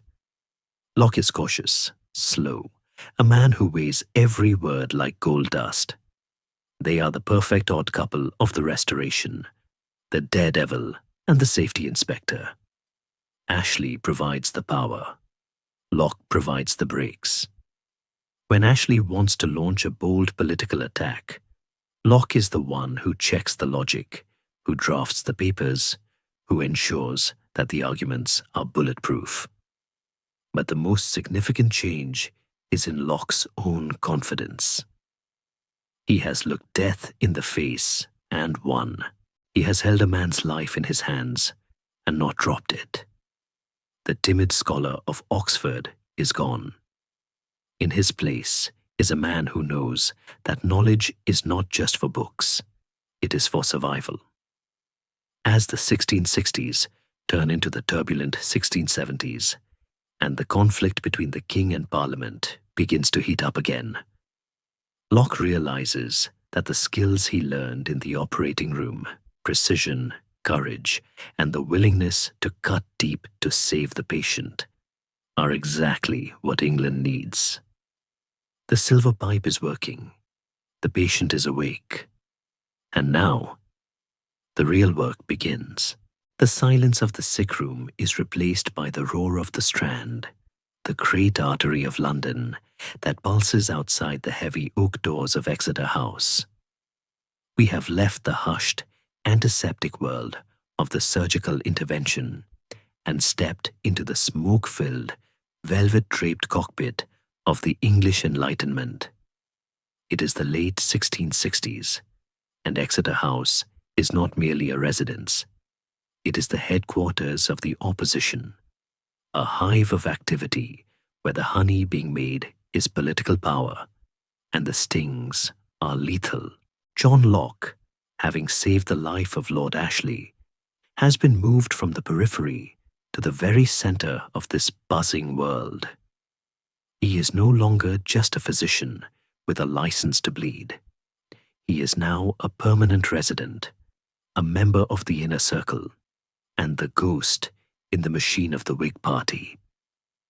Life in Exeter House is a sensory overload for a man used to the monastic quiet of Christ Church. The air is thick with the smell of expensive Virginia tobacco, the perfume of French wigs, and the constant low murmur of plotting. Here the great and the good come to pay court to Ashley, now the Earl of Shaftesbury, and the Lord Chancellor of England.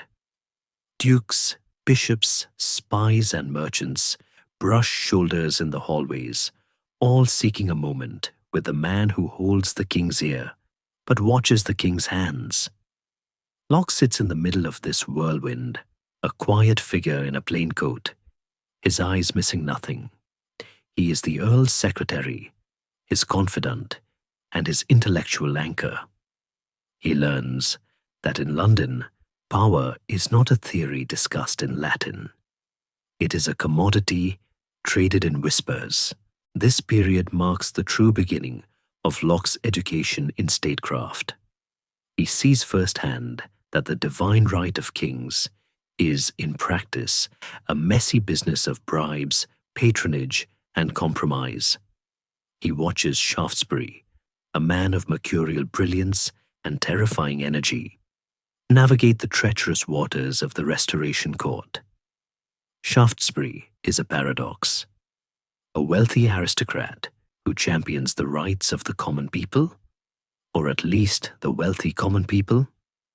A former royalist turned parliamentarian, turned royalist, turned Whig. He teaches Locke that consistency is the hobgoblin of little minds, and that in politics, the only sin is losing. One of the most human and humorous roles Locke plays during this time is that of a high-stakes matchmaker. Shaftesbury, obsessed with his legacy, tasks Locke with finding a wife for his son, the future second Earl. The son is a sickly, unpromising young man, seemingly born with a constitution as fragile as his father's, is tough. Locke, the bachelor philosopher who has likely never been in love, approaches this task with the same methodical rigor he applied to the air pump. He scouts candidates, negotiates dowries, and eventually secures a match with Lady Dorothy Manners. It is a testament to his loyalty that he acts as a surrogate father to the boy, and later as the tutor to the grandson, the future philosopher, the third Earl of Shaftesbury. In the nursery of Exeter House, amidst the political storms, Locke finds a strange kind of domestic peace, teaching a child to read while the grandfather tries to rewrite the Constitution.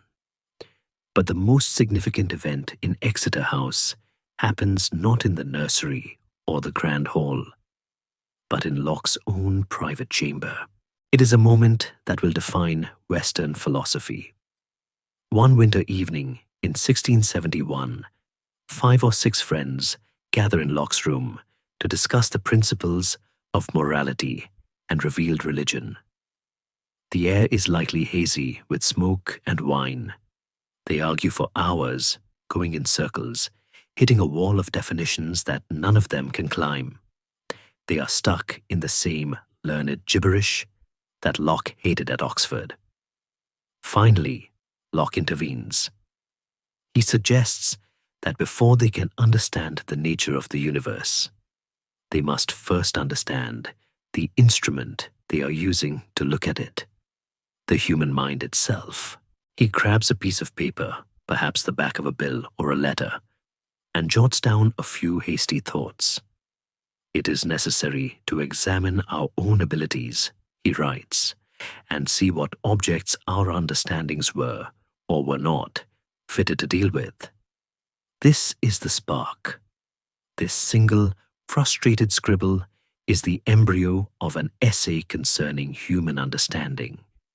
It is the moment Locke decides to take the mind apart like a watch to see how the gears of perception, memory, and judgment actually turn. He realizes that if we can map the limits of human understanding, we can stop fighting over things we can never know, like the exact nature of God or the substance of the soul, and focus on the things we can know, the world around us, our duties to each other, and the laws of nature. It is a plea for intellectual humility that will eventually become a plea for political toleration. If we can't be sure about the absolute truth, we shouldn't kill our neighbors for disagreeing with us.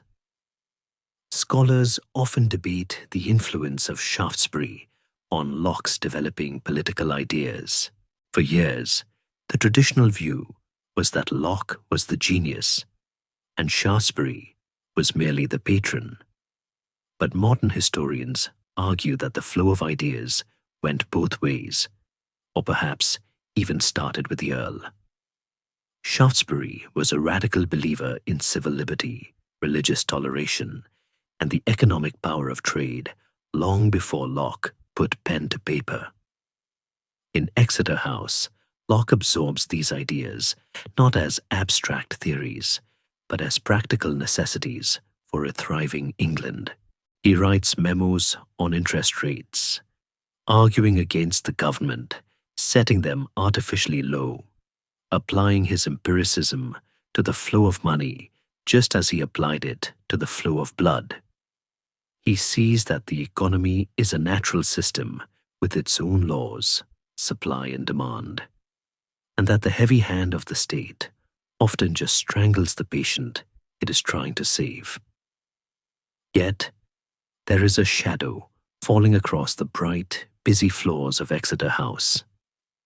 The king, Charles II, is becoming increasingly close to his cousin, Louis XIV of France, the absolute monarch of Europe.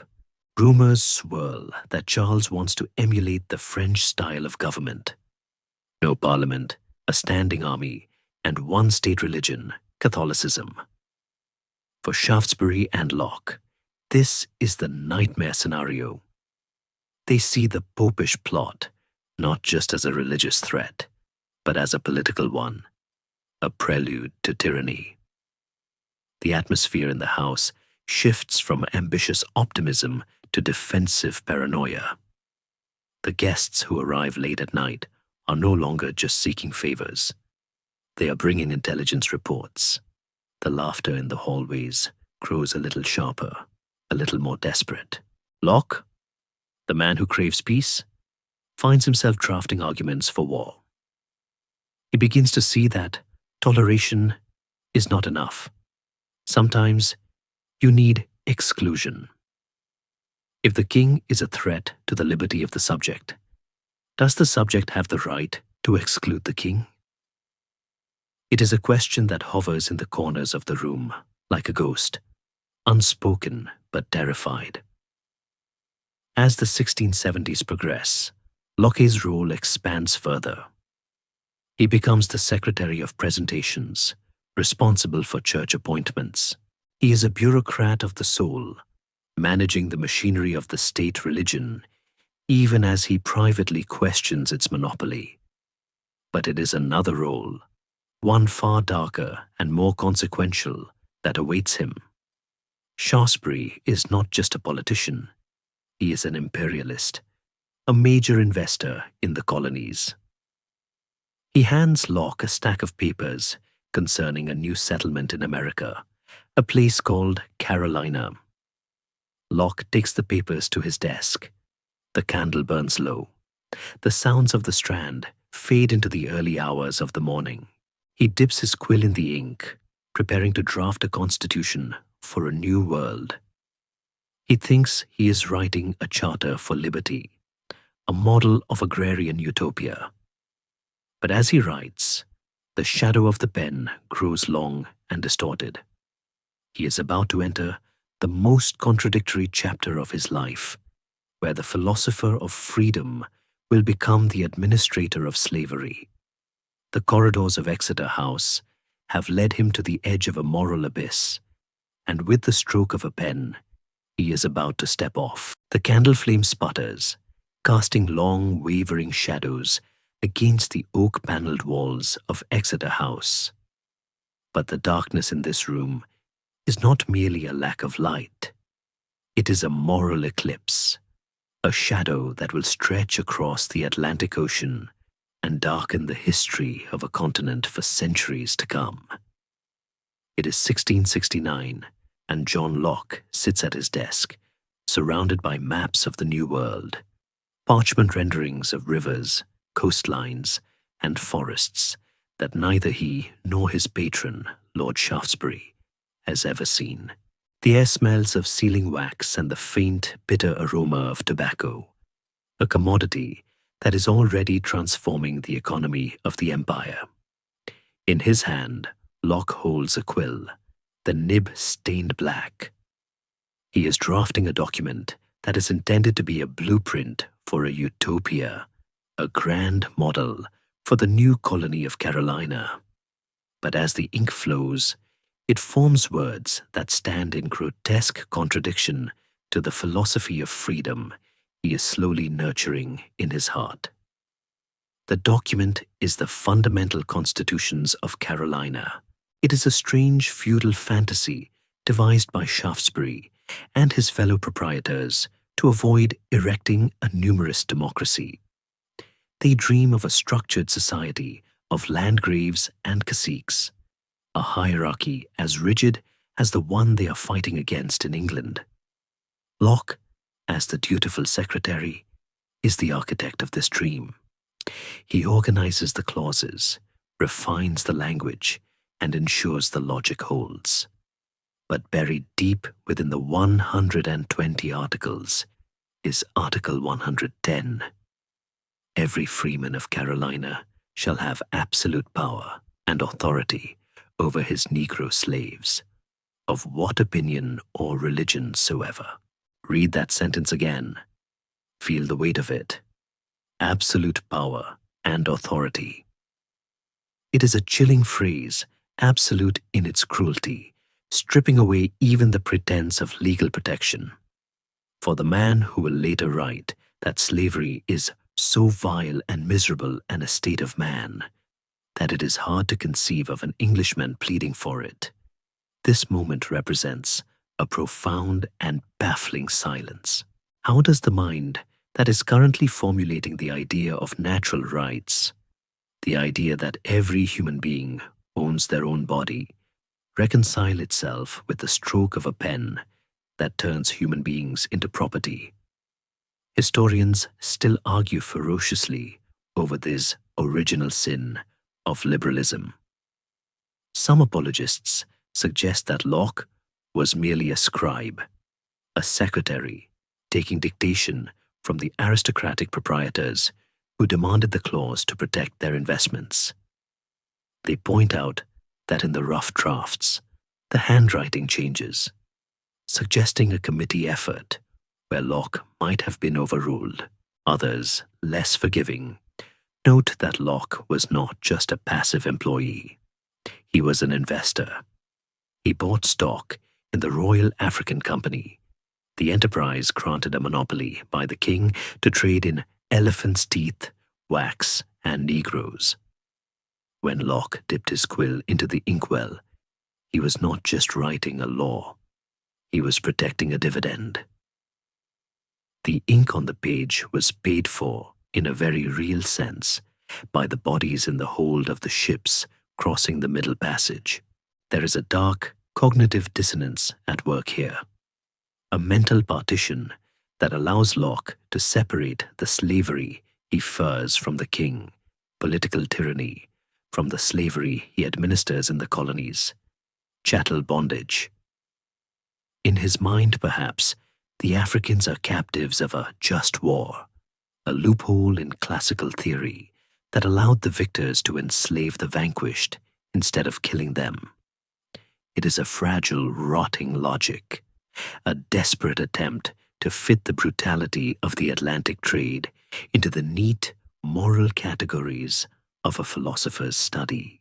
But the sensory reality of the colonies, the heat, the whip, the sugar cane cutting into the skin, is thousands of miles away. In the cool, quiet study of Exeter House, slavery is just a line item in a ledger, a necessity for the production of the sugar and tobacco that sweeten the coffee in London's coffee houses. This detachment is part of the tragedy. Locke is a man of the middling sort, a bureaucrat of empire who deals in paper, not blood. He acts as the secretary to the Lords Proprietors of Carolina, and later to the Board of Trade. He reads reports on merchandise and labor supply with the same cool, empirical eye he uses to record the weather. He creates a file system for the colonies, organizing the administration of the empire with a terrifying efficiency. He is the first modern technocrat, the man who proves that you don't need to be a monster to manage a monstrous system. You just need to be organized. Yet, even in this darkness, there are flickers of the philosopher he will become. In the same constitutions, Locke insists on religious toleration for the colony, arguing that even natives and slaves should be allowed to worship as they please. Though, cruelly, this religious freedom does not grant them physical freedom. It is a strange, twisted kind of mercy. You can save your soul, but your body belongs to the master. It reveals a mind that is wrestling with the concept of the individual, trying to figure out where the jurisdiction of the state ends and the rights of the conscience begin, but failing spectacularly to extend that circle of empathy to those with dark skin. There is a grim irony in the fact that while Locke is writing these laws for Carolina, he is terrified of becoming a slave himself. The rhetoric of the Whigs, Shaftesbury's party, is obsessed with slavery and popery. They scream that if the king gets his way, all Englishmen will be slaves to France and Rome. Locke uses the word slavery constantly in his private notes to describe the condition of living under an absolute monarch. He knows what it means to be owned, to have no voice, to be subject to the arbitrary will of another. And yet, the blindness remains. He cannot see, or chooses not to see, the reflection of his own fears in the eyes of the people his investments are purchasing. As the years pass and the fundamental constitutions prove to be a disastrous failure in practice, too complex, too feudal for the rough frontier, Locke moves on to other projects. But the ink does not fade. The words he wrote become part of the legal DNA of the American South. The phrase absolute power echoes through the centuries, a ghost in the machine of American democracy. When Thomas Jefferson later reads Locke and writes, "All men are created equal," he is standing on a platform built in part by Locke's compromises. The tension between the ideal of liberty and the reality of property is not an American invention. It is an inheritance, passed down from the quiet room in Exeter House, where a philosopher traded his moral compass for a share in the Royal African Company. The scene closes with Locke putting down his pen. He rubs his eyes, tired from the candlelight. He has finished the draft. He likely feels a sense of accomplishment, a job well done for his patron. He does not hear the chains rattling in the hold of the ship, the Guinea. He does not feel the heat of the Caribbean sun. He only feels the cool draft of the London night and the satisfaction of a logical argument completed. He blows out the candle, and for a moment, the room is plunged into total darkness, a darkness that hides the man, the manuscript, and the terrible, silent contradiction that will haunt his legacy forever. He sleeps the sleep of the just, unaware that he has just signed a warrant for the enslavement of millions. The heavy, cold-choked fog of London lifts, peeling away like a dirty shroud to reveal a sky of piercing, unfamiliar blue. It is November 1675, and John Locke is running for his life. Not from the King's Guards, at least not yet, but from the damp, clinging smoke of the capital that has turned his lungs into a wheezing ruin. He has requested a leave of absence from Shaftesbury's service, ostensibly for his health, and for once, the excuse is the absolute truth. His asthma, that old rattling companion from the Somerset mists, has flared up with a vengeance, leaving him gasping in the Exeter House corridors.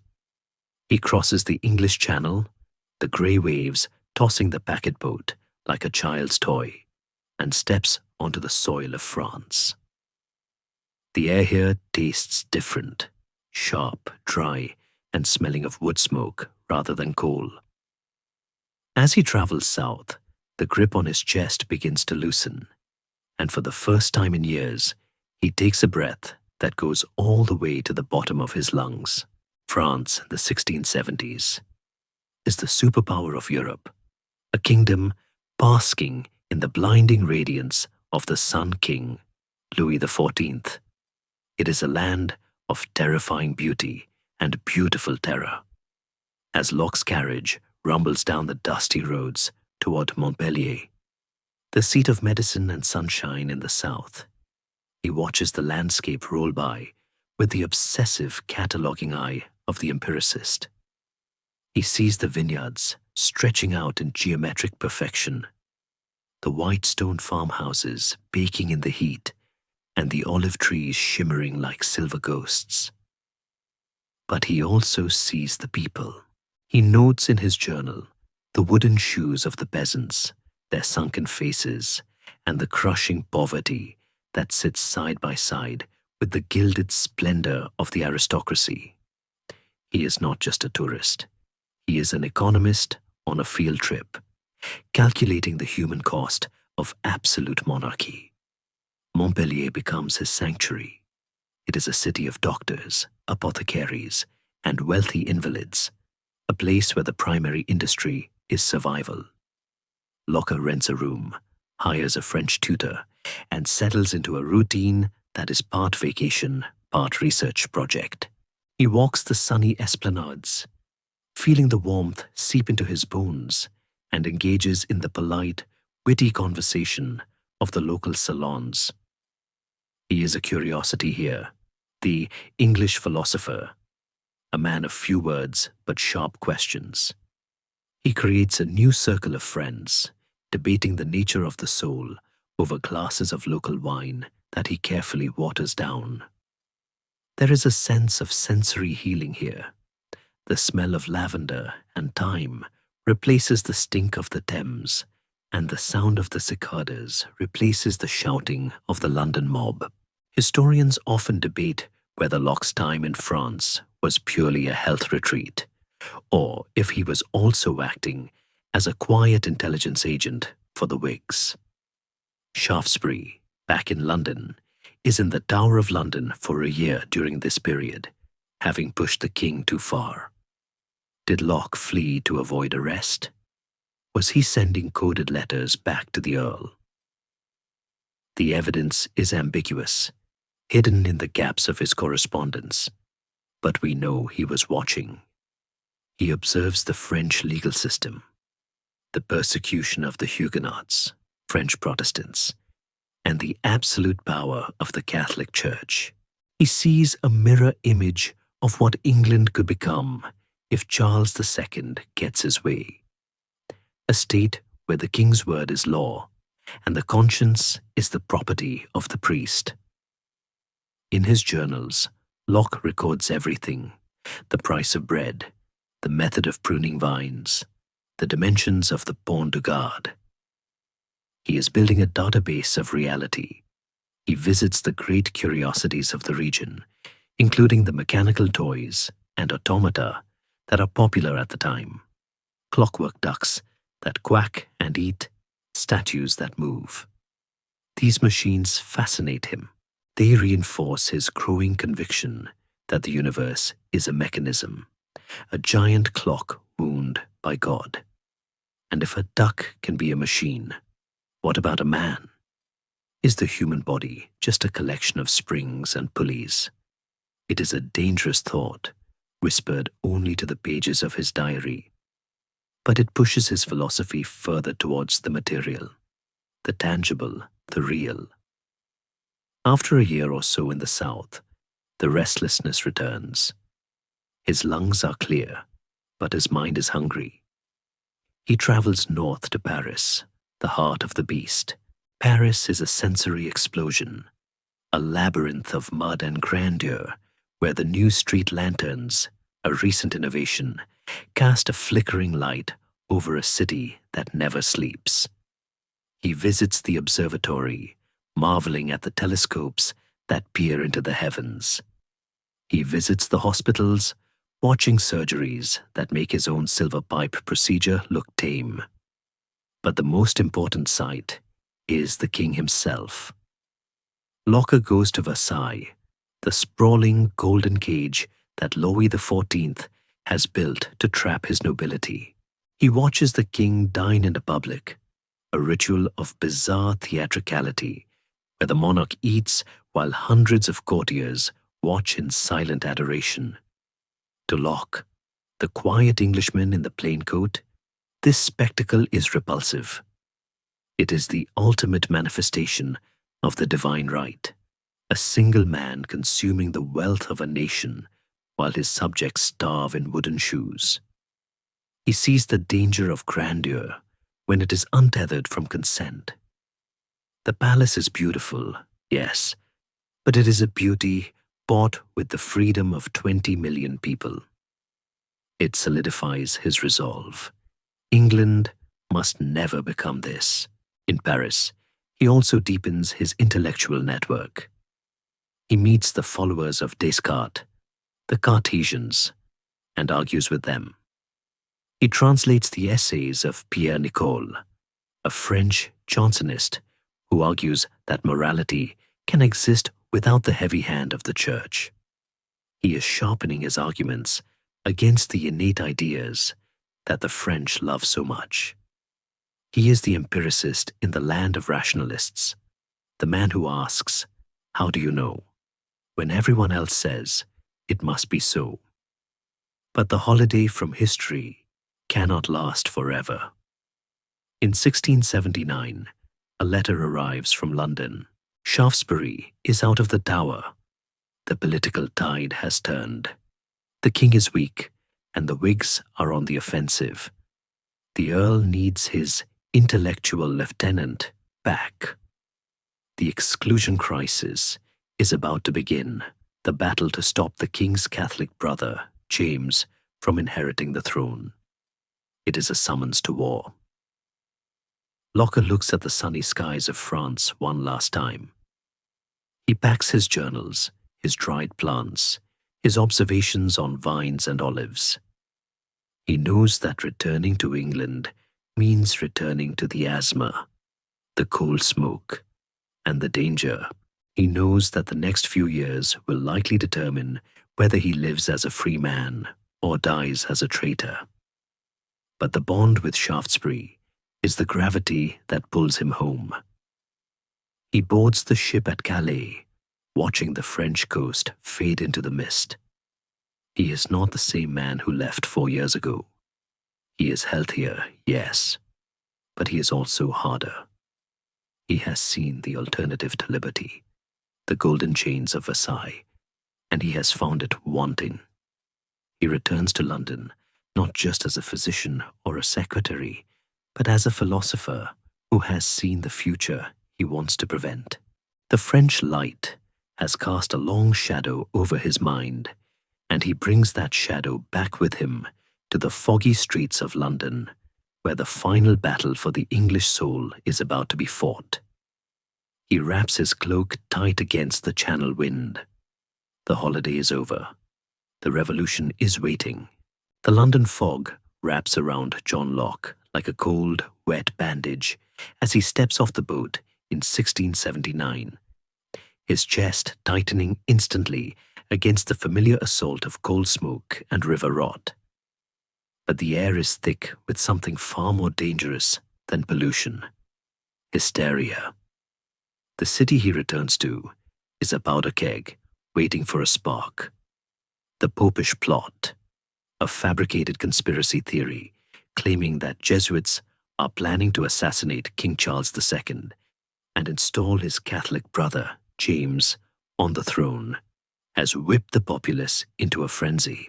Bonfires burn in the streets, consuming effigies of the Pope filled with live cats to make them scream like devils. The mob rules the night, chanting "No popery, no slavery" beneath the windows of terrified Catholics. Shaftesbury, now the undisputed leader of the opposition Whigs, is riding this tiger, using the panic to push for his ultimate goal: the exclusion of James from the line of succession. Locke arrives at Thanet House on Aldersgate Street, Shaftesbury's new fortress in the city, to find his patron transformed. The illness that Locke treated with the silver pipe has left the Earl gaunt and frantic, his eyes burning with a desperate, almost manic energy. He is playing a high-stakes game of chess against the king, and he is moving his pieces with reckless aggression. He needs Locke not just as a doctor or a secretary, but as a weapon. The time for polite philosophical debate is over. The time for political warfare has begun. Locke is thrust into the center of the exclusion crisis, a 3-year struggle that will define the future of the British monarchy, and nearly cost both men their heads. The atmosphere in Thanet House is one of organized paranoia. Spies are everywhere, servants are bribed, letters are intercepted, and coffeehouse politicians report every whisper to the king's ministers. Locke, ever the cautious survivor, adapts his behavior. He begins to use a cipher in his journals, a complex code of shorthand and symbols to hide his thoughts. He burns letters as soon as he reads them. He stops signing his name to anything controversial. He becomes a master of the ambiguous nod, agreeing with everyone while committing to no one. A ghost moving through the rooms where treason is being whispered. The central question of the crisis is simple but explosive. Does a nation have the right to choose its king? The royalists, now coalescing into a party called the Tories, scream no. They argue that the king is God's anointed, and to alter the succession is to spit in the face of the Almighty. Shaftesbury and the Whigs argue yes. They claim that the king is a servant of the people, and if a potential heir threatens the safety and religion of the realm, Parliament has the right, nay, the duty, to exclude him. It is a battle between two irreconcilable visions of the world, one based on divine hierarchy, the other on human consent. Locke watches the debates in Parliament with a mixture of fascination and dread. He sees the divine right theory for what it is, a useful fiction for tyrants. But he also sees the danger of the mob. The Whigs are whipping up the London crowds to intimidate the king, organizing massive pope-burning processions that wind through the city like a river of fire. Locke, who remembers the chaos of the Civil War, fears that Shaftesbury is unleashing forces he cannot control.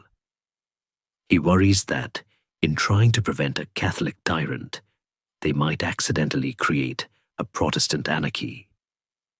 It is during these tense, sleepless nights that the ideas for the two treatises of government begin to crystallize in his mind. He realizes that the Whigs need more than just anger. They need an argument. They need a philosophical foundation that justifies resistance without inviting chaos. He begins to draft a refutation of Sir Robert Filmer, the champion of the divine right theory, who argued that all kings are descendants of Adam and therefore have absolute paternal power over their subjects.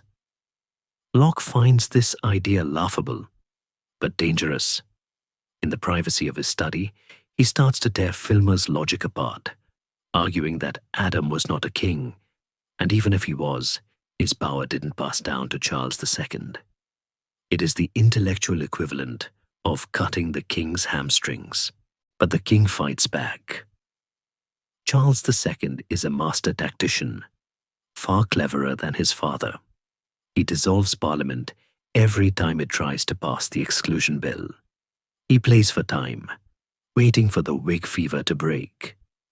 He moves the Parliament to Oxford in 1681, away from the protective mobs of London, forcing Shaftesbury and his allies to travel to the royalist stronghold. Locke goes with them, packing his trunk with papers that could hang him. The mood in Oxford is terrifying. The roads are lined with the king's guards. The colleges are turned into armed camps. Rumors fly that the king intends to arrest the Whig leaders and execute them for treason. The Oxford Parliament is a fiasco. It lasts only a week. The king, having secured a secret subsidy from France that makes him independent of Parliament's money, dissolves the session abruptly. He has outmaneuvered Shaftesbury. The Whigs are stunned. They have played their ace, the threat of exclusion, and the king has simply flipped the table. Now, the counterattack begins. The king's men start arresting Whig organizers.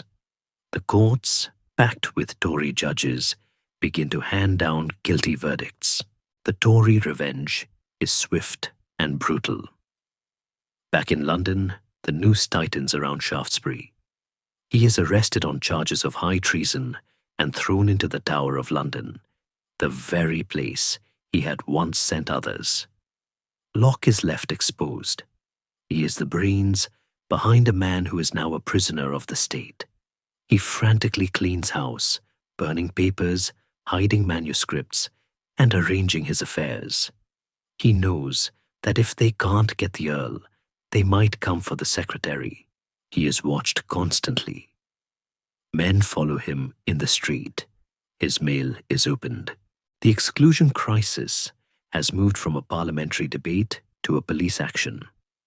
The psychological toll on Locke is immense. He is a man of peace, a philosopher who wants to write about human understanding and education, yet he is trapped in a spy thriller.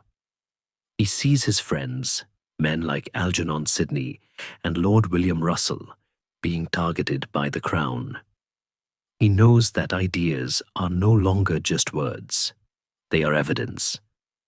The line between a loyal opposition and a traitor has been erased.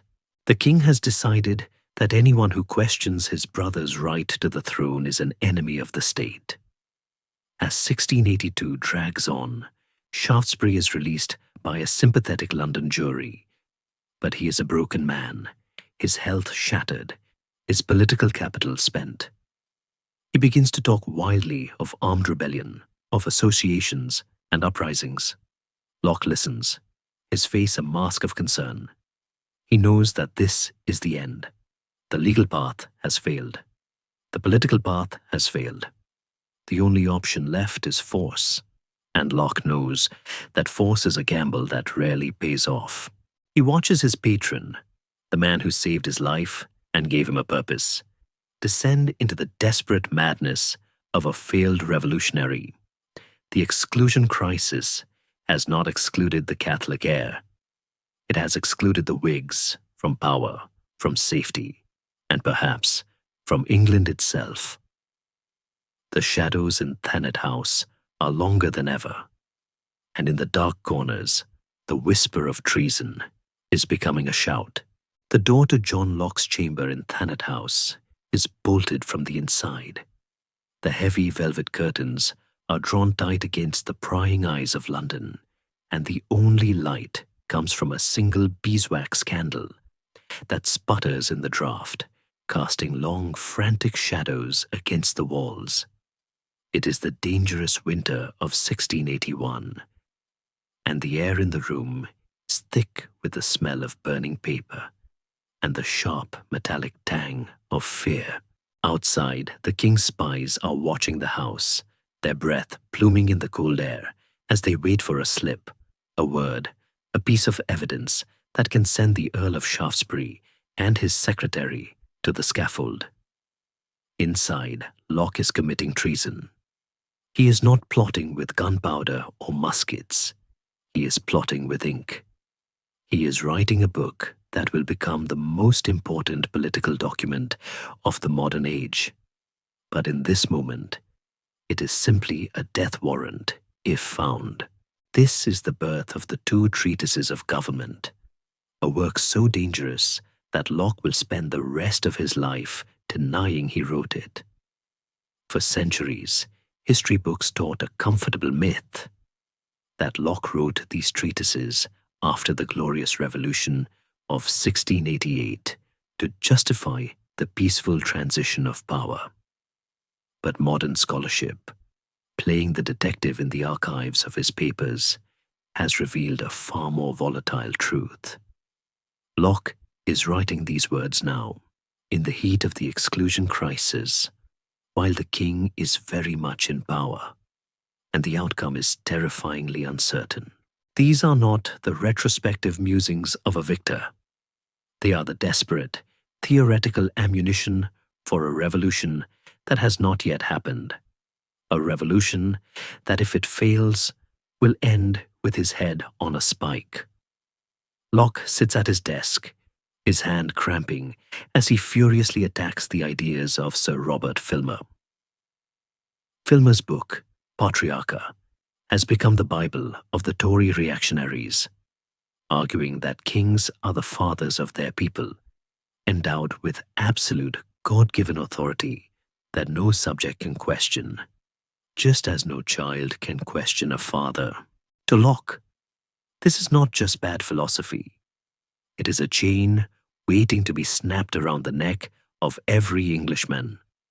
In the first treatise, he tears Filmer's arguments to shreds with a sarcasm and ferocity that would shock those who know him only as the gentle philosopher. He dissects the Bible, verse by verse, proving that Adam was not a king, that fatherhood is not monarchy, and that no man has a divine right to rule over another without their consent. It is a demolition job, a clearing of the brush to make way for the fire he is about to light. But it is the second treatise that contains the true peril. Here, Locke stops destroying old ideas and starts building a new world. He imagines a state of nature, a time before the governments existed. In this state, he writes, all men are perfectly free and equal. No one is born with a crown, no one is born with a saddle on their back. We are all just people, owning our own bodies and the fruits of our labor. This idea that every man has a property in his own person is radical. It shifts the source of power from the clouds to the earth, from the king to the individual. He argues that we only leave this state of total freedom to protect our life, liberty, and property from the chaos of bad actors. We form a government not to rule us, but to serve us, like a hired guard for our estate. And here is the loaded weapon, hidden in the text. If that guard turns on us, if the government tries to take away our property or our freedom without our consent, the contract is broken. The power returns to the people, and the people have the right, the duty, to fire the guard. Locke calls this the appeal to heaven. It sounds pious, a nice theological phrase to lull the censors. But in the code of the 1680s, appeal to heaven means only one thing: war. It means that when there is no judge on earth to hear your grievances, because the judge is the tyrant himself, you have the right to take up arms and let God decide the victor in battle. It is a call for violent revolution, written by a man who checks his pulse daily and fears the damp air. The tension in the room is palpable as he writes these words. He knows that Algernon Sidney, a fellow Whig intellectual, is currently writing a similar manuscript. Sidney will be arrested, his papers seized, and he will be beheaded for them. The text itself cited as the second witness to his treason. Locke is terrified of sharing this fate. He writes in a frenzy, but he covers his tracks with the paranoia of a professional spy. He does not use real names. He refers to historical examples that parallel the current crisis, biblical tyrants, ancient usurpers, so that he can claim plausible deniability. I was just writing about King Ahab, he might say, not King Charles. He keeps the manuscript hidden, likely in a secret drawer, or perhaps even dispersed among different friends for safekeeping. He trusts no one completely. He knows that Shaftesbury is becoming more reckless, pushing for an association of armed Protestants to seize the king if necessary. Locke's book provides the moral and legal justification for this association. It argues that resistance is not rebellion, it is self-defense. The king who becomes a tyrant is the true rebel. He has rebelled against the law of nature. The people who fight him are merely restoring order. It is a brilliant inversion. The revolutionary is the lawkeeper and the king is the criminal. Yet, there is a haunting silence in the manuscript regarding the very contradictions he lives with. He writes that slavery is so vile and miserable an estate of man, yet he remains a silent partner in the Carolina Constitution. He writes of universal rights, yet he creates a theory that is deeply rooted in the ownership of property, potentially excluding the poor, who have no estate to protect. In the candlelight, the philosopher is wrestling with the limits of his own empathy, crafting a liberty that is expansive but still gated. As the dawn breaks over London, grey and foreboding, Locke puts down his quill. The two treatises are rough, unfinished, a fragment of a larger project he may never complete. He looks at the stack of paper. It is a bomb that could blow the monarchy apart. But it is also a bomb that could blow him apart. He decides, in a moment of characteristic caution, not to publish. Not yet. The time is not ripe. The king is too strong. The people are too divided. He wraps the papers in oilcloth to protect them from the damp. He hides them away, perhaps in a trunk with a false bottom, or in the care of a trusted female friend like Damaris Masham, who is less likely to be searched.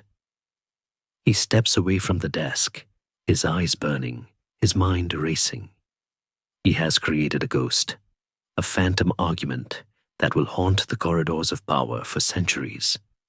But for now, the ghost must stay in the box. The two treatises in secret remain just that, a secret, a whisper of freedom in a city screaming for blood. And as he blows out the candle, plunging the room back into darkness, John Locke knows that the hardest part is not writing the revolution. It is surviving the wait for it to begin. The year 1683 begins with a chill that seems to rise, not from the frozen Thames, but from the very stones of London itself. A cold, creeping paralysis that grips the heart of the Whig opposition. The king has won. Shaftesbury, the fiery engine of the movement, has fled in the night. A broken old man smuggling himself out of England in the guise of a Presbyterian minister, only to die in miserable exile in Amsterdam a few months later. His death leaves a silence in the corridors of Thanet House that is louder than any scream. John Locke is now a man without a patron, a philosopher without a protector, standing alone in a city that is rapidly turning into a hunting ground.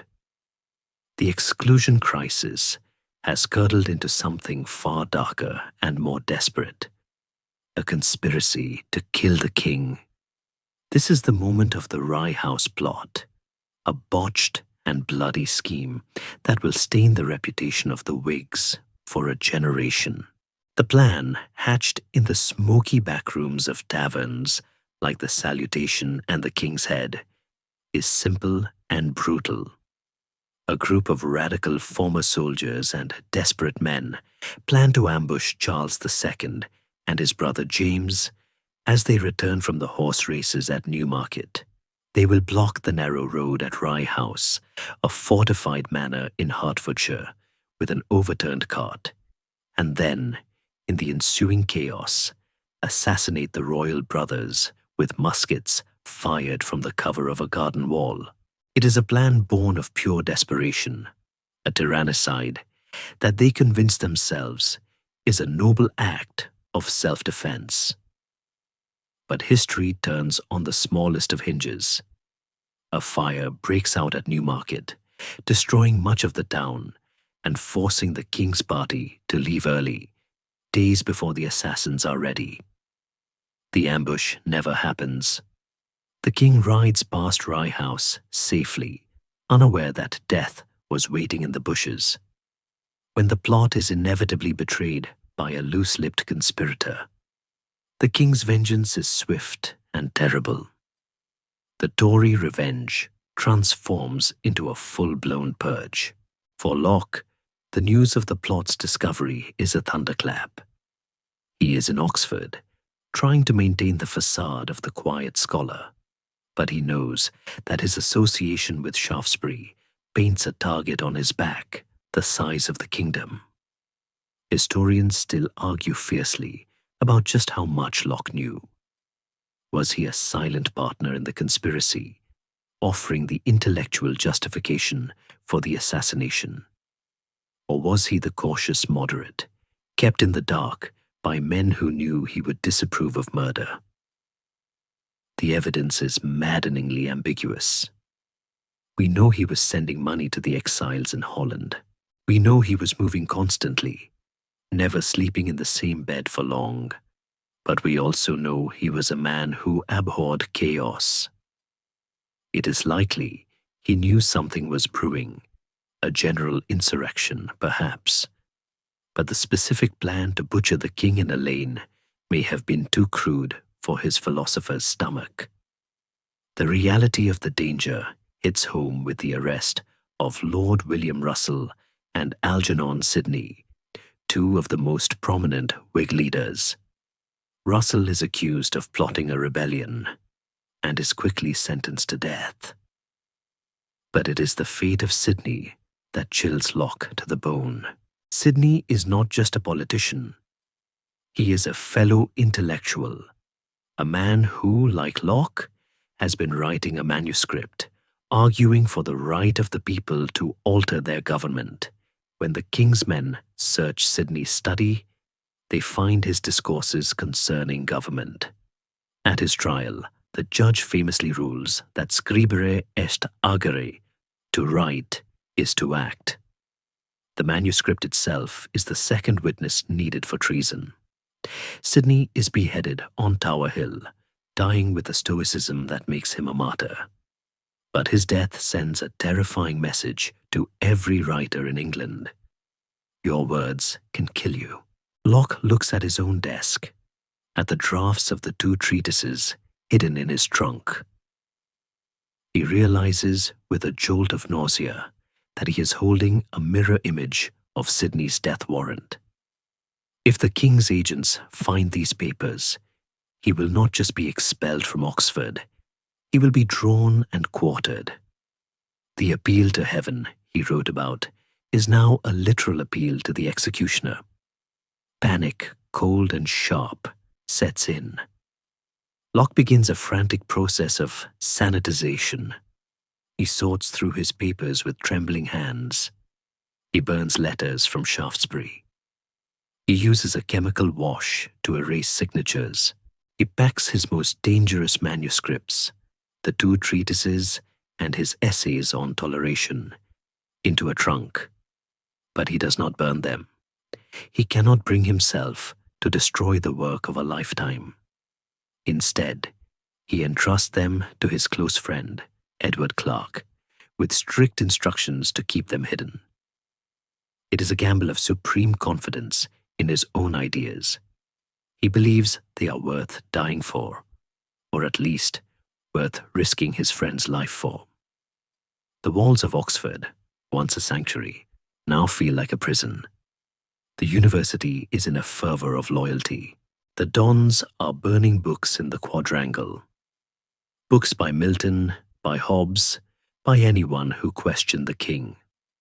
Locke is watched by spies within his own college. The Dean of Christ Church, John Fell, is receiving letters from the Secretary of State asking about Locke's whereabouts and his loyalty. Fell replies that Locke is a master of silence, a man who lives a very cunning and unintelligible life, never revealing his thoughts to anyone. It is a compliment to Locke's survival skills, but it is not enough to save him. In the late summer of 1683, the net begins to close. Rumors swirl that a warrant is being prepared for his arrest. Locke knows he has run out of time. He cannot stay in England. He cannot go to America. The colonies are too controlled by the crown. There is only one place left: Holland, the refuge of the heretics, the rebels, and the broken men of Europe. The departure is not a dignified exit. It is a disappearance. Locke does not say goodbye to his friends or his students. He simply vanishes. One day he is in his rooms at Christ Church. The next he is gone, slipping out of Oxford on a quiet road, lightly disguised, perhaps as a physician or a merchant. He travels to the coast, avoiding the main ports where the king's agents are watching. He finds a smuggler's boat or a sympathetic captain willing to take a passenger with no questions asked. As the coast of England fades into the grey mist of the Channel, Locke stands on the deck, a fugitive. He is 51 years old. He has no wife, no children, no home, and now no country. He has left behind his library, his unfinished works, and the graves of his family. He is sailing into the void. The Rye House plot has failed to kill the king, but it has succeeded in killing John Locke, the Englishman. The man who lands in Rotterdam will be someone else entirely. A man of shadows, living under false names, a ghost haunting the bookstores of Amsterdam. But in the cargo of his mind, and perhaps in a hidden compartment of his trunk, he carries the seeds of the future. The king has won the battle of 1683, but he has not won the war of ideas. Locke is defeated, yes, but he is not destroyed. He is merely retreating to a new laboratory, a place where he can mix the volatile chemicals of his philosophy without fear of the explosion. The Rye House was a trap, but Holland will be a hothouse. And in the damp, flat fields of the Dutch Republic, the two treatises will finally begin to grow. The damp, grey mist of the North Sea swallows the ship whole, erasing the horizon until the world is nothing but the sound of water slapping against the wooden hull and the creaking of ropes in the salt wind. It is the autumn of 1683, and John Locke is stepping off a smuggler's boat onto the flat, sodden earth of the Dutch Republic. He is no longer the celebrated Oxford Don or the powerful secretary to the Earl of Shaftesbury. He is a ghost, a man without a country, without a title, and, most importantly, without a name. To the few people he meets in the crowded, canal-laced streets of Amsterdam, he is Dr. van der Linden, a quiet, unassuming physician with a penchant for books and a distinct lack of interest in politics. But behind the false name and the heavy woolen cloak lies the mind of a fugitive who knows that the King of England, or Holland, in the 1680s is the great anomaly of Europe, a republic of merchants and heretics surrounded by a sea of absolute monarchs. It is a place where the air smells of herring, spices, and printer's ink. The only place on earth where you can buy a book that says God doesn't exist or that kings are frauds. For Locke, used to the suffocating censorship of London and the rigid orthodoxy of Oxford, this atmosphere is both exhilarating and terrifying. He is hiding in the marketplace of ideas, but he must be careful not to buy anything that will get him noticed. He moves from city to city, Amsterdam, Utrecht, Rotterdam, staying in rented rooms with sympathetic families, always paying in cash, always ready to pack his single trunk at a moment's notice. The reality of his exile hits home with a brutal bureaucratic thud a few months after his arrival. A letter arrives from England, or rather, the news travels through the grapevine of fellow exiles. He has been expelled from Christ Church.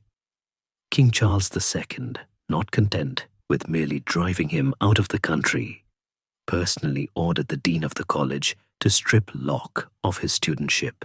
It is a petty, vindictive act, erasing the last official tether he had to his old life. He is now truly stateless, a masterless man in a world where everyone belongs to someone. Historians often point to this moment as the final liberation of John Locke. Stripped of his institutional home and his political patron, he is forced to become entirely his own creation. The university had been his cage, albeit a comfortable one. Now the cage is gone, and he is free to fly or to fall. Life as Dr. van der Linden is a study in the art of disappearance. He adopts the habits of a recluse, spending his days in the magnificent libraries of the Dutch cities, his face buried in books to hide it from prying eyes. He avoids the English coffee houses where spies for the crown might be lurking, listening for the accents of traitors. Instead, he cultivates a new circle of friends, men who care more about theology than treason. His most important connection is with Philip van Limborch, a gentle, scholarly theologian of the Remonstrant Brotherhood, a group of Christians who believe in free will and tolerance, ideas that resonate deeply with Locke's bruised spirit. They walk for hours along the canals, the water reflecting the gabled houses like a distorted mirror, discussing the nature of faith while the seagulls cry overhead. There is a quiet, cozy texture to this exile that feels almost like a hibernation. Locke, ever the hypochondriac, actually finds the Dutch climate, damp and cold as it is, to be surprisingly manageable. Perhaps because the stress of impending execution has been lifted from his chest. He discovers the simple pleasures of Dutch domesticity, the warmth of a peat fire, the cleanliness of the scrubbed floors, and the hearty, if somewhat bland, comfort of stews and breads. One can imagine him, a man who once dined at the high table of English power, now sitting in a small tile-lined kitchen in Utrecht, explaining to his landlady in broken Dutch that he prefers his sheets aired just so, while she nods and likely wonders why this polite doctor receives so many letters from so many different countries. It is in this Dutch mist that Locke's greatest works finally begin to take their true shape. Freed from the immediate demands of political plotting, he returns to the manuscript he had abandoned years ago, an essay concerning human understanding. He spreads the papers out on a small table, the candlelight flickering against the whitewashed walls. He is no longer writing for a deadline or a patron. He is writing for posterity. He wrestles with the problem of Molyneux, a question sent to him by a friend, asking if a man born blind, who learned to distinguish a cube from a sphere by touch, would be able to distinguish them by sight if his vision were suddenly restored. Locke argues, no. The mind needs experience to link the tactile to the visual. It is a small point, but it underscores his radical empiricism. We are not born knowing the world. We must learn it painstakingly, sense by sense. But the most dangerous writing continues in the shadows. In 1685, the world takes a darker turn. Louis XIV of France revokes the Edict of Nantes, stripping French Protestants, Huguenots, of their religious rights and unleashing a wave of persecution that sends thousands of refugees fleeing across the borders. Locke watches the horror unfold from his sanctuary. He sees families arriving in Amsterdam with nothing but the clothes on their backs, their stories of dragonades, forced quartering of soldiers, and forced conversions fueling his outrage.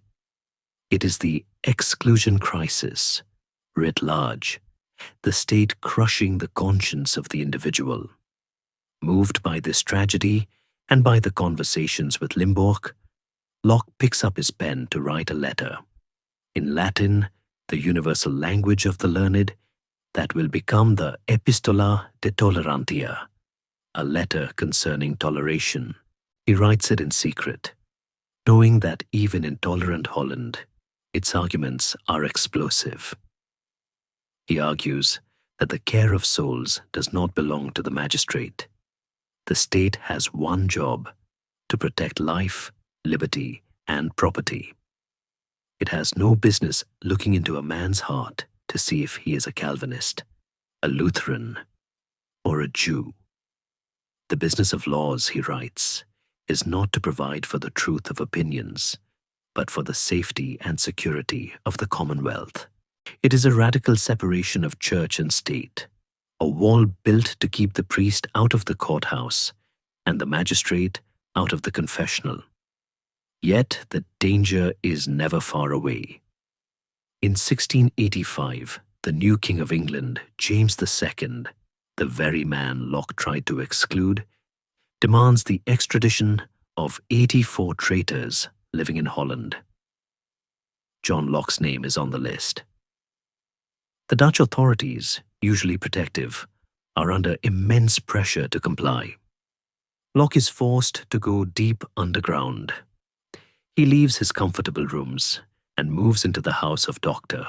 Egbert Veen in Amsterdam, living under the name of his friend's father-in-law. He barely leaves the house for months. He becomes a prisoner of his own safety, pacing the floorboards, watching the seasons change through a single window. Historians debate whether Locke was actually involved in the Monmouth Rebellion of 1685, the doomed attempt by Shaftesbury's illegitimate son to seize the throne. The rebels were training in Holland before sailing to their deaths in England. Did Locke give them money? Did he wish them well? Or did he shake his head at their folly?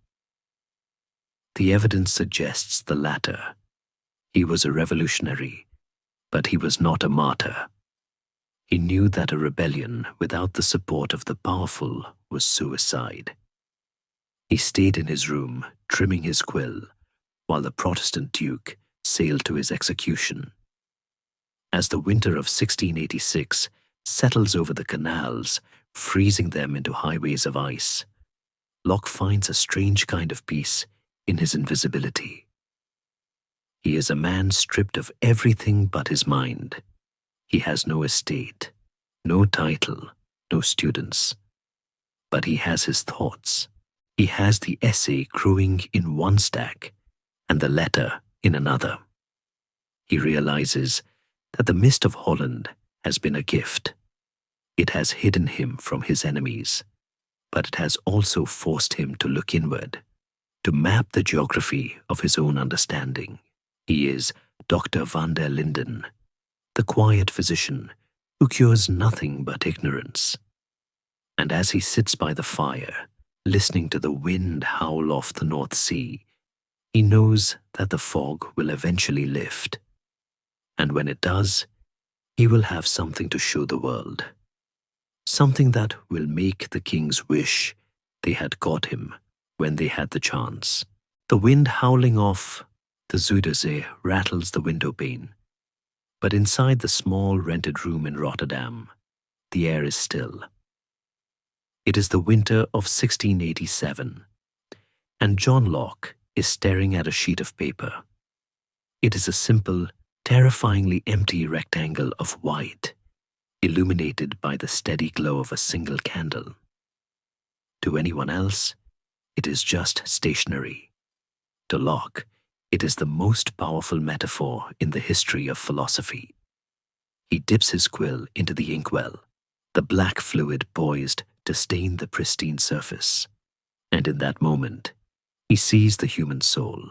This is not the soul of the theologians, a ghostly vapor stamped with the laws of God and the divine right of kings before birth. This is the tabula rasa, the blank slate. He writes the sentence that will dismantle the ancient world. Let us then suppose the mind to be, as we say, white paper, void of all characters, without any ideas. How comes it to be furnished? For years, amidst the chaos of plots and exiles, Locke has been wrestling with this question. Now, in the quiet anonymity of Holland, he is finally mapping the architecture of the human mind in his masterpiece, an essay concerning human understanding. He rejects the dominant theory of his time, innate ideas. The schools and the pulpits teach that we are born with certain truths imprinted on our minds, that God exists, that murder is wrong, that the king is to be obeyed. These are considered native characters, stamped by the Creator like a hallmark on silver. Locke, the empiricist who has spent decades watching babies, dissecting bodies, and observing the vast differences between cultures, finds this idea not just false, but dangerous. If truths are innate, they cannot be questioned. If a ruler says, "It is written in your soul that you must serve me," how can you argue? Locke's counterargument is radical in its simplicity. We know nothing at birth. We are empty cabinets, dark rooms, unwritten books. The only way light enters this dark room is through the windows of the senses. He describes the mind as a dark room, or a camera obscura, a popular device of the time where light enters through a small hole to project an image of the outside world onto a wall. Imagine him sitting there, closing his eyes, trying to catch his own mind in the act of thinking. He realizes that every complex thought he has about God, about justice, about a triangle, can be traced back to a simple sensation. The coldness of the wind, the sweetness of sugar, the pain of a burn. These simple ideas enter the mind, and then the mind, like a busy workman, combines them, separates them, and abstracts them into complex thoughts. There is no magic. There is only sensation, the outer world coming in, and reflection, the mind looking at its own operations. This theory is political dynamite, disguised as psychology. If there are no innate ideas, then there is no innate hierarchy. A king is not born with a better soul than a cobbler. He has just had different experiences, different education, different sensations. It means that human beings are not fixed statues, but malleable clay. We are made by our environment, our education, and our choices. It places a terrifying and beautiful responsibility on the individual. You are the author of your own soul. As Locke writes, he is supported by a new circle of friends in Holland, particularly Jean Leclerc, a young theologian who edits a literary journal called the Bibliothèque Universelle. Leclerc senses the genius in the shy, secretive Englishman and urges him to publish. Locke, terrified of controversy, hesitates. He knows that denying innate ideas will be seen as an attack on religion. If morality isn't stamped on our hearts by God, what stops us from being beasts? Locke argues that we learn morality just as we learn mathematics, by reason and experience. God gave us the capacity to know the law, not the law itself.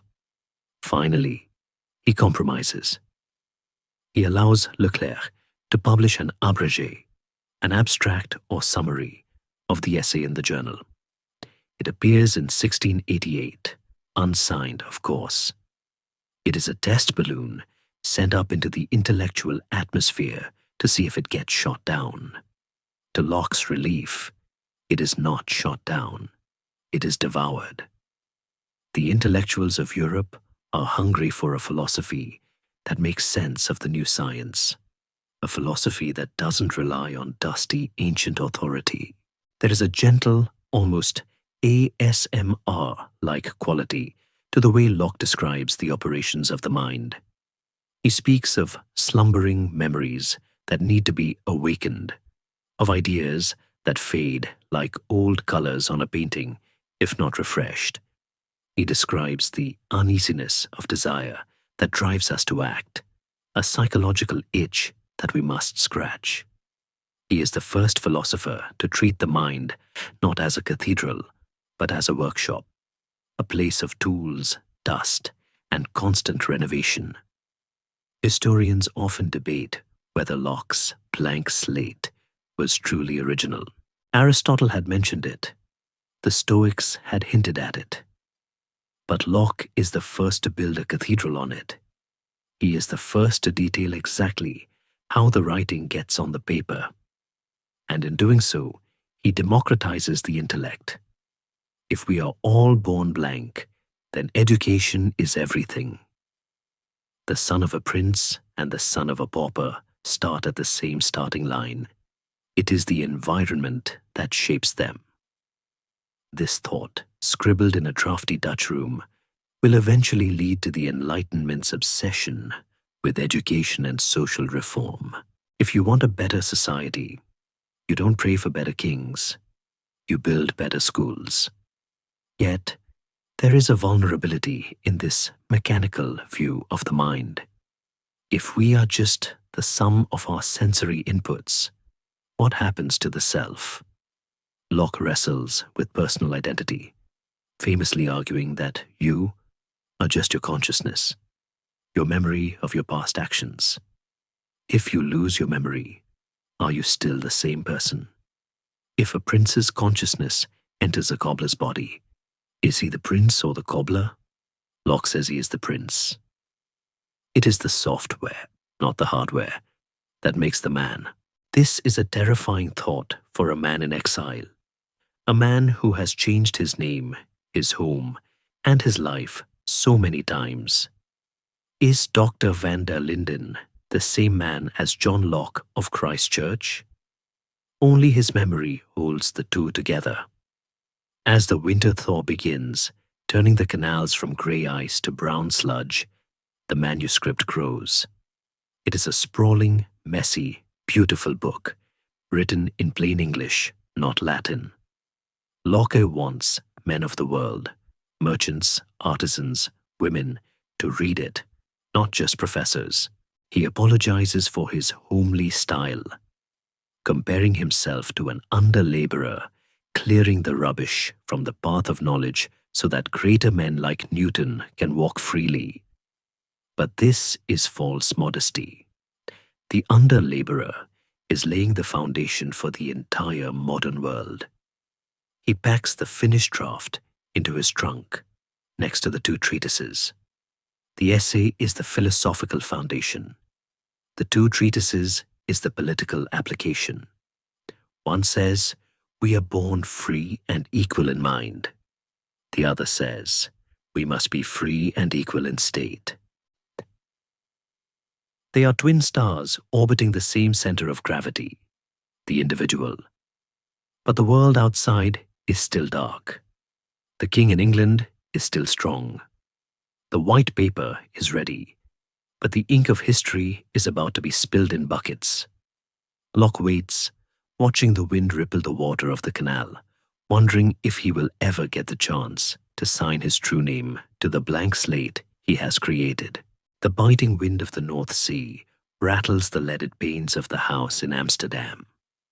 But the chill that John Locke feels in the winter of 1686 comes not from the weather, but from the stories drifting across the border. The revocation of the Edict of Nantes by Louis XIV has turned France into a slaughterhouse of conscience. The dragonnades, the king's brutal soldiers, are quartered in the homes of Protestants, beating, raping, and stealing until the families convert or flee. Locke watches the refugees arrive in Holland, their eyes hollow, their lives packed into bundles, and his anger, usually a cold, banked fire, flares into a white heat. He sees the Christian kings of Europe tearing their subjects apart in the name of the Prince of Peace, and the hypocrisy sickens him. In this darkened room, surrounded by the murmur of foreign tongues, he dips his quill to write a letter that will become the most radical defense of religious freedom ever penned, a letter concerning toleration. He writes this text in Latin, Epistola de Tolerantia, because he wants it to be read not just by the English, but by the Dutch, the French, and every scholar in Europe who still believes that the sword can cure the soul. His argument is devastatingly simple, cutting through centuries of theological knotwork with the sharp blade of logic. He begins with a distinction that seems obvious to us now, but was revolutionary then: the separation of the civil magistrate from the church. Imagine Locke sitting at his desk, his hand moving swiftly as he outlines the boundaries of the state. The Commonwealth, he argues, is a society of men constituted only for the procuring, preserving, and advancing of their own civil interests. What are these interests? Life, liberty, health, and the possession of outward things like money, lands, and furniture. That is it. The magistrate's job is to keep the peace and protect property. It is not to save souls. The ruler has no more authority to tell you which god to worship than he has to tell you how to run your farm or which medicine to take for your colic. Then he turns his gaze to the church. A church, he writes, is merely a voluntary society of men, joining themselves together of their own accord in order to the public worshipping of God. It is a club. You join it because you like the rules. You leave it if you don't. The church has the right to excommunicate you, to kick you out of the club. But it does not have the right to take your property, your life, or your civil rights. Excommunication, Locke argues, with a dry, lawyerly wit, does not strip a man of his citizenship any more than being kicked out of a trade guild does. But the heart of the letter is his psychological argument against force. He asks a question that silences the inquisitors. Can you actually force someone to believe? You can force a man to kneel. You can force him to say the words. You can force him to eat the bread. But can you force his mind to accept a truth it does not see? Number. The understanding, Locke writes, cannot be compelled to the belief of anything by outward force. Belief is an internal state, a persuasion of the mind. To torture a man into faith is not only cruel, it is useless. It produces only hypocrites, not converts.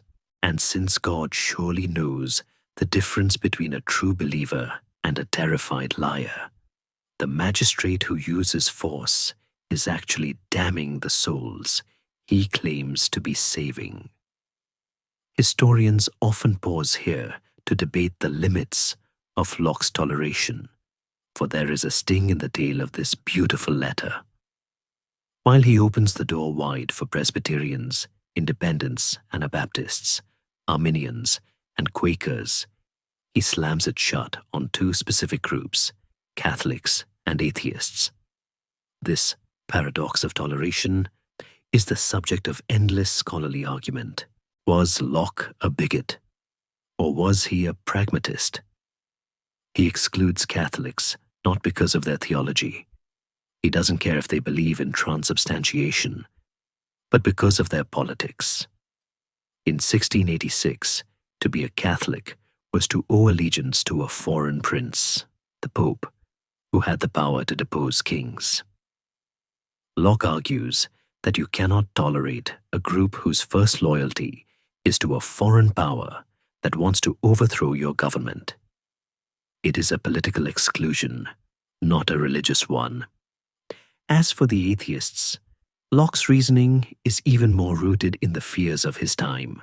He famously writes, promises, covenants, and oaths, which are the bonds of human society, can have no hold upon an atheist. In the 17th century, The only thing that made a man keep his word in a contract or tell the truth in court was the fear of hellfire. If a man doesn't believe in God, Locke reasons, he is a moral anarchist. The taking away of God, though, but even in thought, dissolves all. It is a reminder that even this revolutionary thinker was still a man of his age, unable to conceive of a secular morality that could hold a society together without the scaffolding of the divine. Despite these exclusions, the letter is a thunderbolt. It shifts the burden of proof. For centuries, the assumption was that one religion must be true and therefore enforced.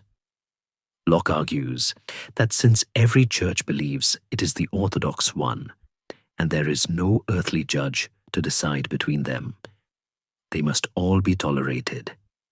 Every church is orthodox to itself, he writes with a touch of irony. If the magistrate in England can burn Calvinists, then the magistrate in France can burn Lutherans, and the magistrate in Turkey can burn Christians. If you grant the power of the sword to religion, you are simply arming your enemies in the next country over. There is a quiet sensory beauty to the way Locke envisions this tolerant society. He describes a world where a pagan or a Mohammedan or a Jew can live in England and have the same civil rights as a Christian. He imagines a marketplace where truth and error fight it out in a free and open encounter, confident that truth will win without the help of the hangman. It is a vision of the marketplace of ideas, long before the term existed.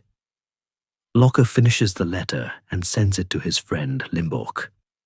It will not be published immediately. It is too dangerous. It sits in a drawer, a letter for peace, written in a time of war. But its ideas begin to leak out. They whisper through the correspondence of the exiled Whigs. They find their way into the minds of the men surrounding William of Orange, the Dutch ruler who is watching the chaos in England with a predatory eye.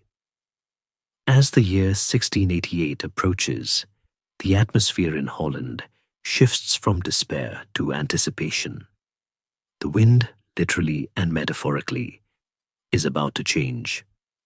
The Protestant wind that will carry William's invasion fleet to England is beginning to stir. Locke, sensing the seismic shift, begins to organize his papers. The time for hiding in the mist is ending. The time for building the tolerant society he has dreamed of is beginning. He looks at the manuscript of the Epistola, knowing that he has provided the moral architecture for a new kind of nation. He has built a wall between the church and the state, a wall made of paper and logic, but one that he hopes will be strong enough to stop the fires of persecution forever. He is ready to go home. The wind is the main character of 1688.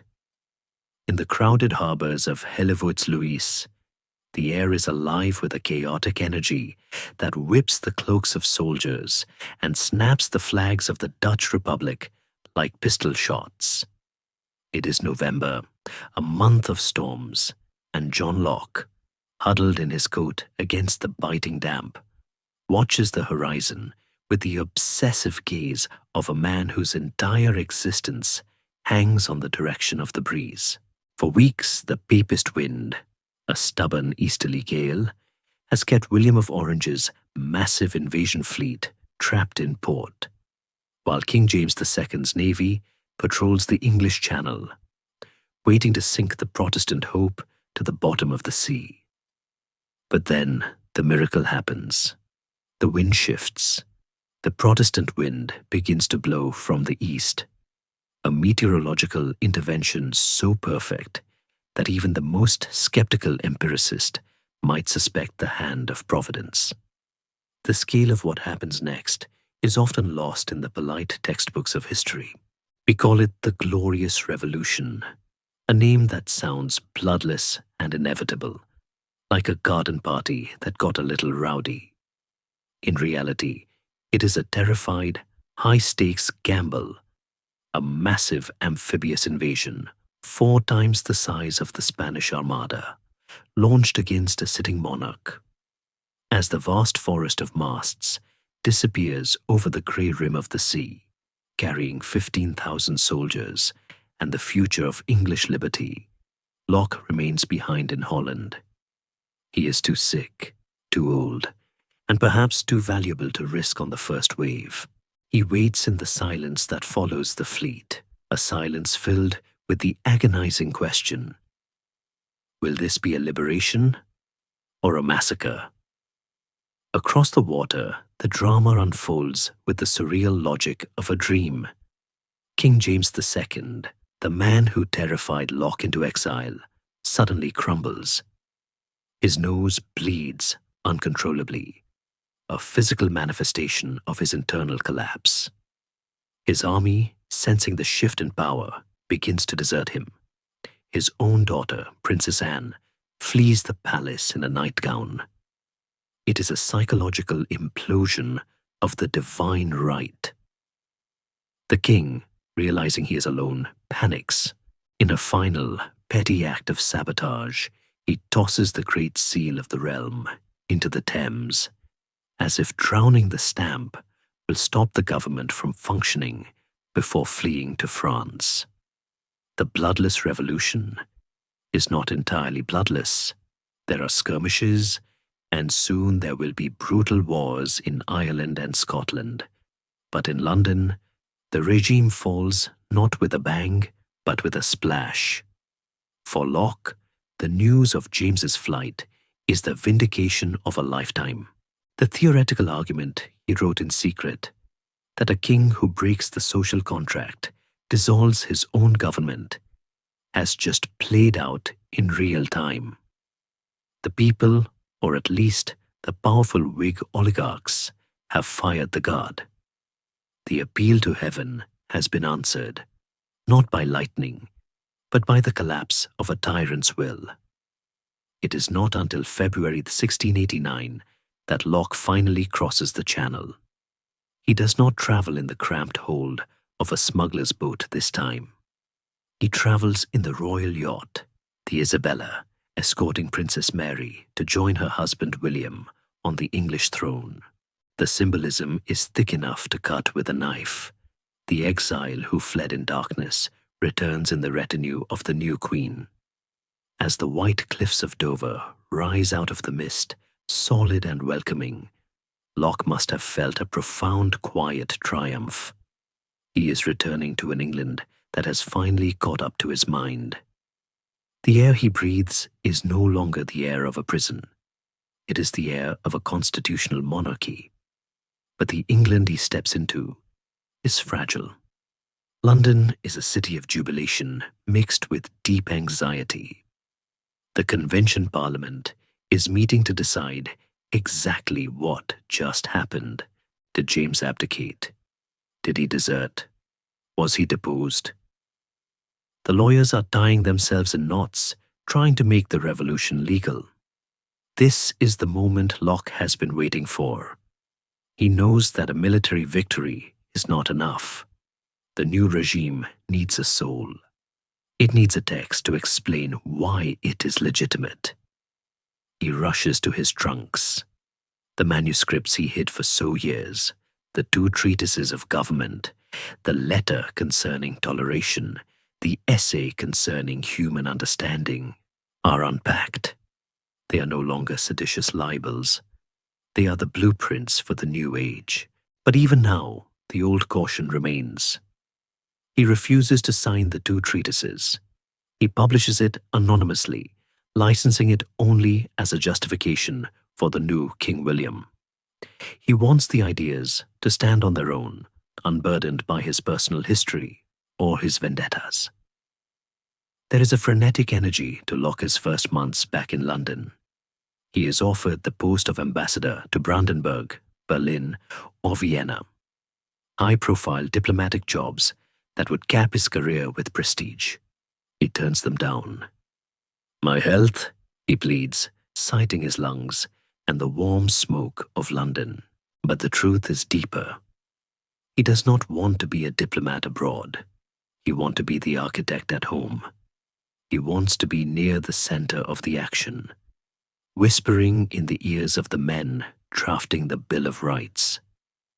He takes a modest job as a commissioner of appeals, a bureaucratic post that gives him a salary and a reason to stay in the city. He reconnects with his old friends, men like Edward Clarke and Isaac Newton.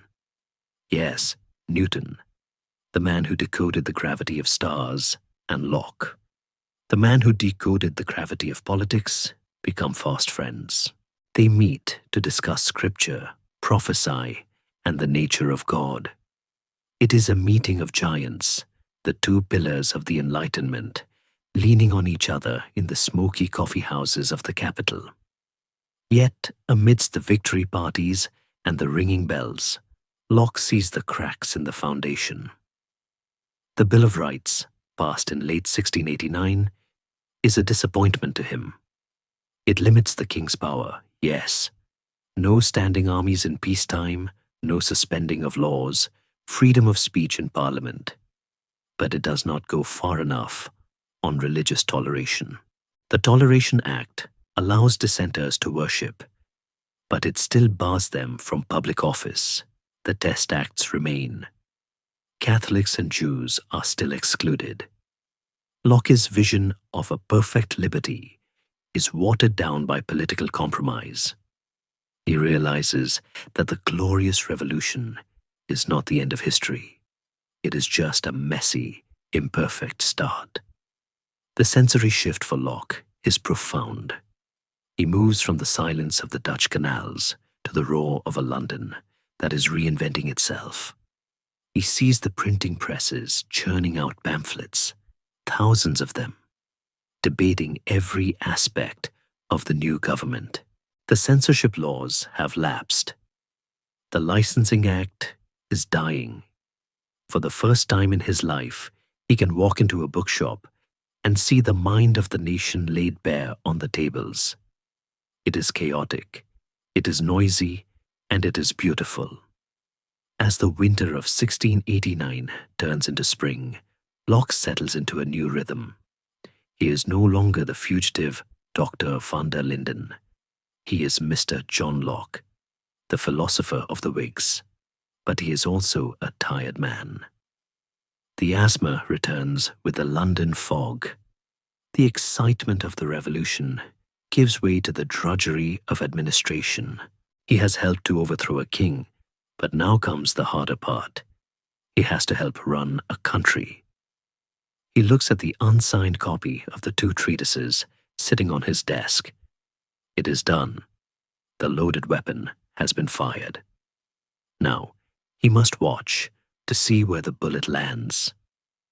The wind of revolution has blown him home, but it has also blown open the door to a modern world that is noisier, freer, and more difficult than even he imagined. The London fog of 1690 is not just a weather event. It is a cloak of anonymity that John Locke pulls tight around his shoulders. He walks the busy, mud-splattered streets of the capital, a thin, asthmatic figure in a plain coat, coughing into a handkerchief as he passes the bookstalls of St. Paul's churchyard. There, displayed prominently in the windows, are two new books that are setting the coffee houses on fire. One is titled An Essay Concerning Human Understanding, boldly signed by John Locke, Gentleman. The other is titled Two Treatises of Government, and its author is listed simply as Anonymous. It is a strange, deliberate schizophrenia.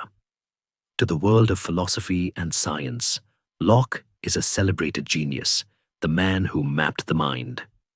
But to the world of politics, he is a ghost, a whisper, the reluctant architect who refuses to put his name on the blueprints of the new English liberty. This refusal to sign the two treatises is not merely modesty, It is a calculated survival strategy born of a lifetime of looking over his shoulder. Even with William and Mary on the throne, the political ground is shaky. The Jacobites, supporters of the exiled King James, are plotting in the shadows. If the revolution fails and James returns, the author of a book justifying the overthrow of kings will not be debated. He will be quartered. Locke knows that ideas are harder to kill than men, but men are much easier to kill than ideas. So, he disowns his political child to ensure it survives, referring to the book in letters to friends as if it were written by a stranger, praising its arguments with a sly, detached approval. Yet behind the scenes, Locke is the intellectual engine of the new regime. He becomes the godfather to the Whig junto, the group of young, ambitious politicians led by John Somers, who are building the modern British state. They come to him not for orders, but for ammunition. When they need an argument for religious toleration, they pull from his letter. When they need a justification for the Bill of Rights, they lean on his 2 treatises. Locke is the unseen hand guiding the pen, drafting memorandums on everything from the censorship laws, which he helps to let lapse in 1695, effectively creating the free press, to the reform of the poor laws. He is proving that a philosopher can be more than a dreamer. He can be a mechanic of the state. The atmosphere of London in the 1690s is electric with a new kind of noise, the hum of the public sphere. The lapse of the Licensing Act means that anyone with a press and a grievance can print a pamphlet. The coffee houses, places like Greco's or Garraway's, are no longer just places to drink bitter, gritty coffee. They are penny universities, where merchants, stock jobbers, and poets debate the nature of the soul and the price of tea. Locke moves through this world with a mixture of delight and exhaustion. He loves the debate, but the noise hurts his head. He found a new club, the Dry Club, for sensible conversation without the enthusiasm of religious zealots or the drunkenness of the tavern. The rules he writes for it are quintessentially Lockean. Members must declare that they love truth for truth's sake, and that they will not harm anyone for a difference of opinion. It is a safe space for reason in a city still addicted to passion. It is in this vibrant, smoky chaos that Locke forms the most significant friendship of his later years. He meets Isaac Newton, the man who has done for the universe what Locke is trying to do for the mind. Newton is the celebrity of the age, the author of the Principia Mathematica, a man who has looked into the mind of God and found calculus. But when the 2 men meet, they do not talk of gravity or epistemology. They talk of the Bible. In a twist that surprises modern secular admirers, these 2 rational giants spend hours obsessing over the prophecies of Daniel and the dimensions of Solomon's temple. They are both deeply religious men who believe that reason and revelation are not enemies, but twin sisters. They share a secret, heretical doubt about the Trinity, whispering to each other that perhaps Jesus was the Son of God, but not God himself. It is a dangerous secret that bonds them together. 2 intellectual titans hiding in the Dry Club, decoding the universe while the world celebrates their public masks. But fame brings its own form of persecution. The publication of the essay makes Locke a target for the guardians of the old order. The Bishop of Worcester, Edward Stillingfleet, launches a blistering attack on Locke's way of ideas. He argues that if the mind is a blank slate, and we only know what we experience, How can we know the mysteries of the faith? How can we know the soul is immortal if we can't see it? He accuses Locke of paving the road to atheism. Locke, who hates controversy but loves a good argument, is dragged into a paper war. He spends years writing long, exhausting replies to the bishop, defending his faith and his philosophy. He argues that reason is the candle of the Lord, a gift given to us to navigate the darkness. To extinguish reason in the name of faith is to insult the giver. It is a grueling, repetitive battle, fought with ink and quill, that drains his energy and worsens his health. He complains to his cousin that he is quite tired with this sort of writing, but he cannot stop. He knows that if he loses this argument, his entire philosophy will be branded as heresy. The physical toll of this reluctant architecture is immense. The London air, thick with the smoke of 1,000,000 coal fires, sea coal as they call it, is poison to his lungs. He spends his winters gasping for breath, unable to lie down in bed for fear of suffocating, sleeping propped up by pillows in a chair. He describes his lungs as a pair of decayed bellows that leak more air than they pump. He knows he cannot stay in the city. The mind is willing to build the New England, but the body is failing. He begins to look for an escape, a sanctuary where he can think without wheezing. He finds it in the Essex countryside at a manor house called Oates, the home of Sir Francis and Lady Damaris Masham. Damaris is not just a hostess. She is a philosopher in her own right, a woman Locke had courted, intellectually and perhaps romantically, years before. She offers him a room, a fire, and the quiet he craves. He begins to spend more and more time there, commuting to London only when the king or the Whig junto absolutely need him.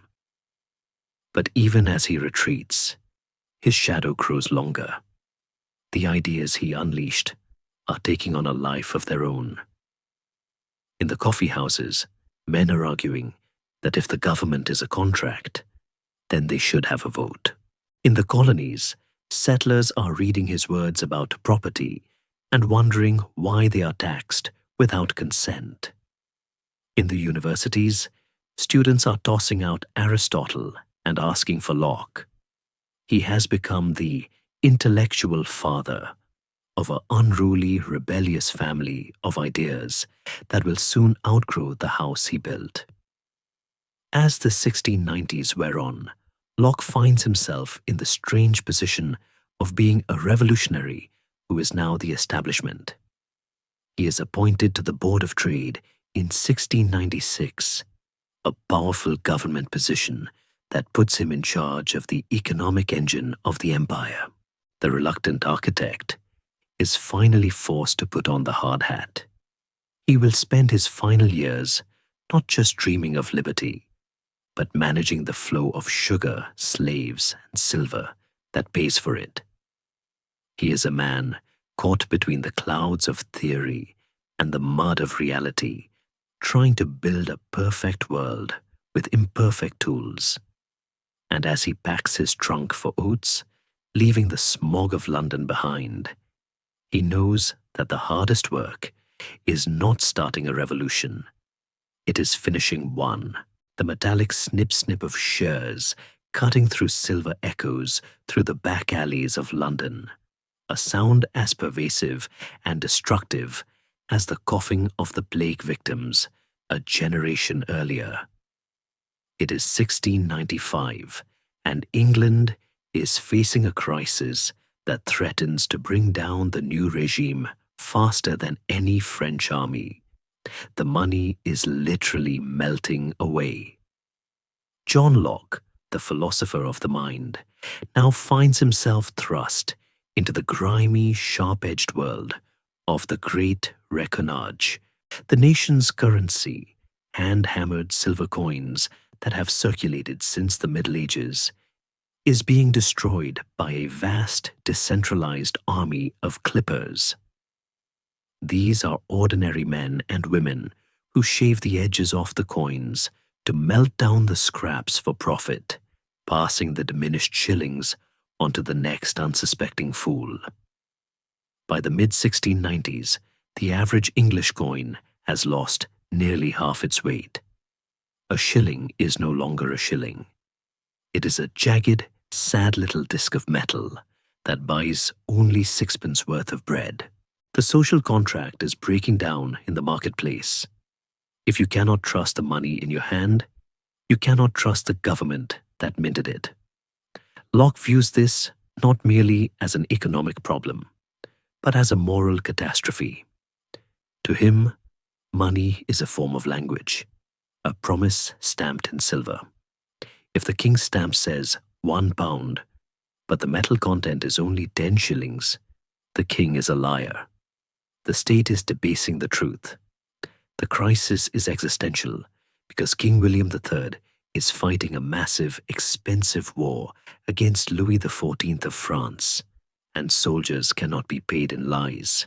The treasury is empty, credit is frozen, and riots are breaking out in market towns where shopkeepers refuse to take the light money. The government turns to its intellectual oracle. They ask Locke, how do we save the currency without destroying the country?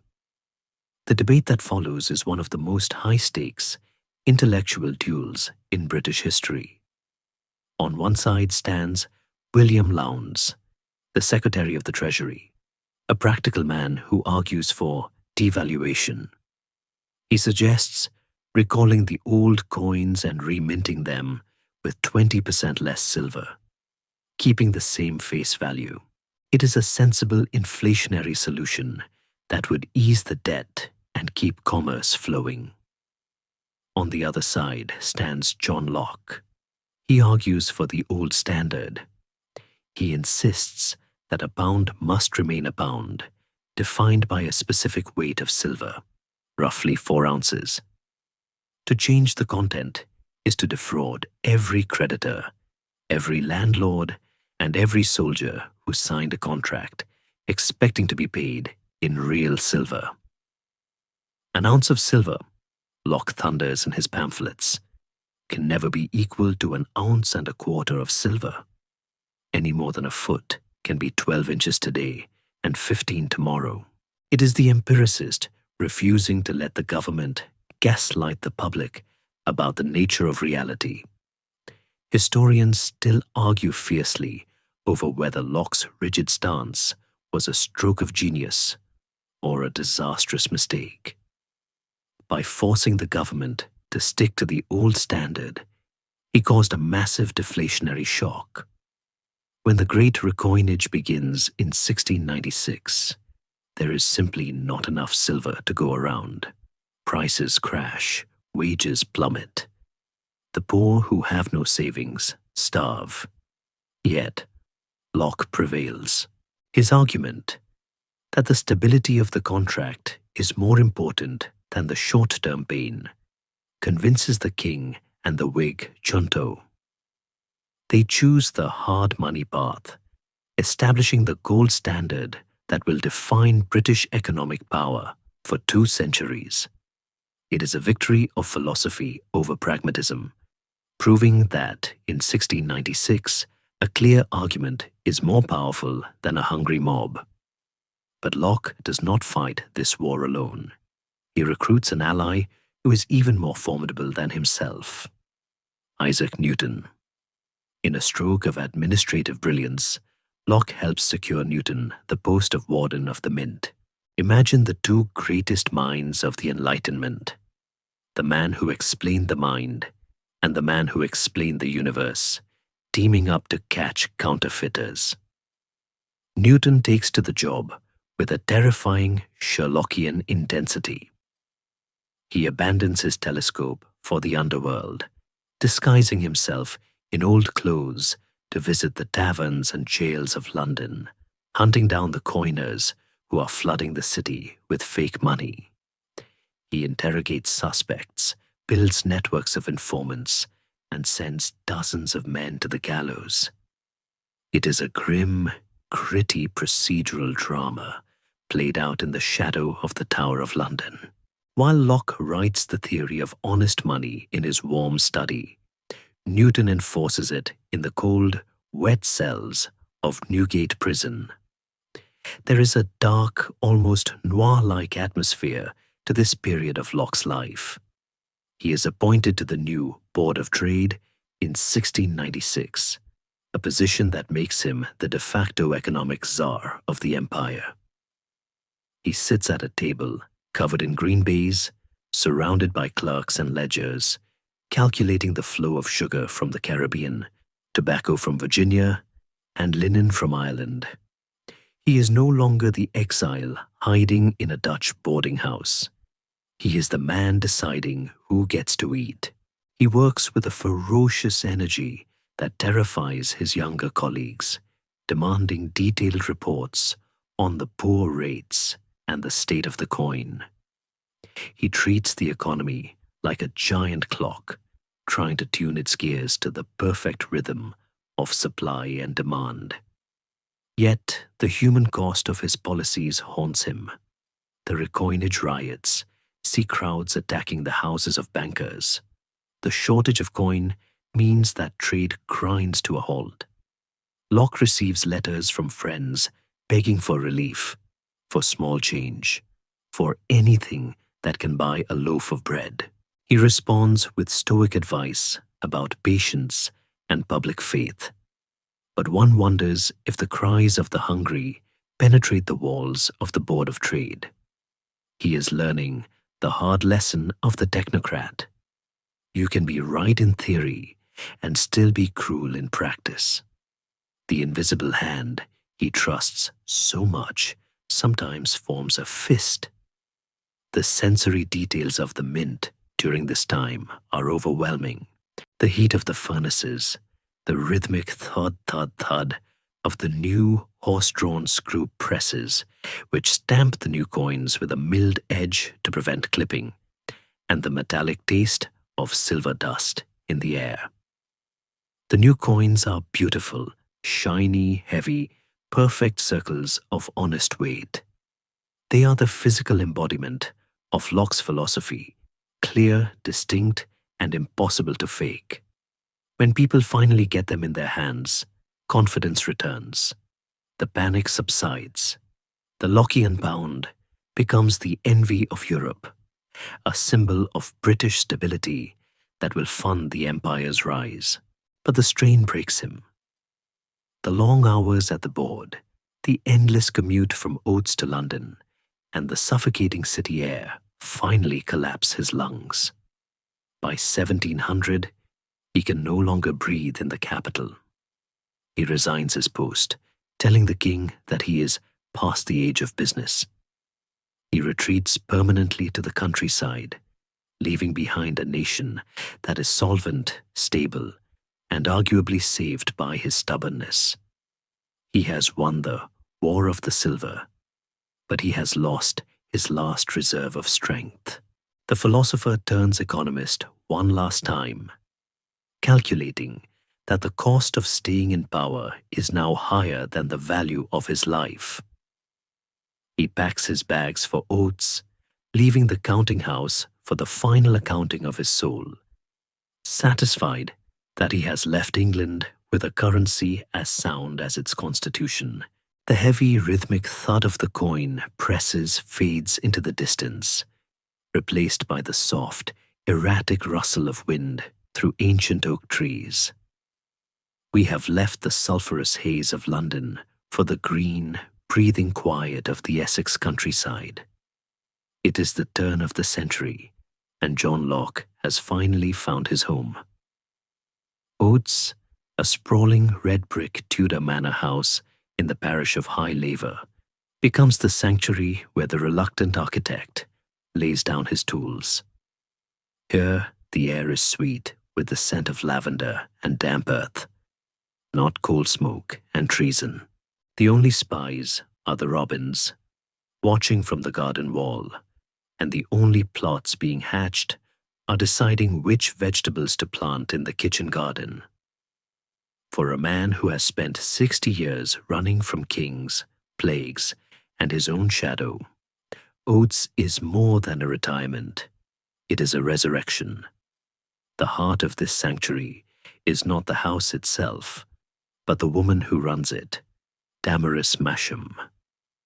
To the world, she is Lady Masham, the wife of the cheerful, hunting-obsessed baronet, Sir Francis Masham. But to Locke, she is Philoclea, the intellectual soulmate he has loved in his own complicated, cerebral way for nearly 20 years. Their story is one of the great what-ifs of philosophy.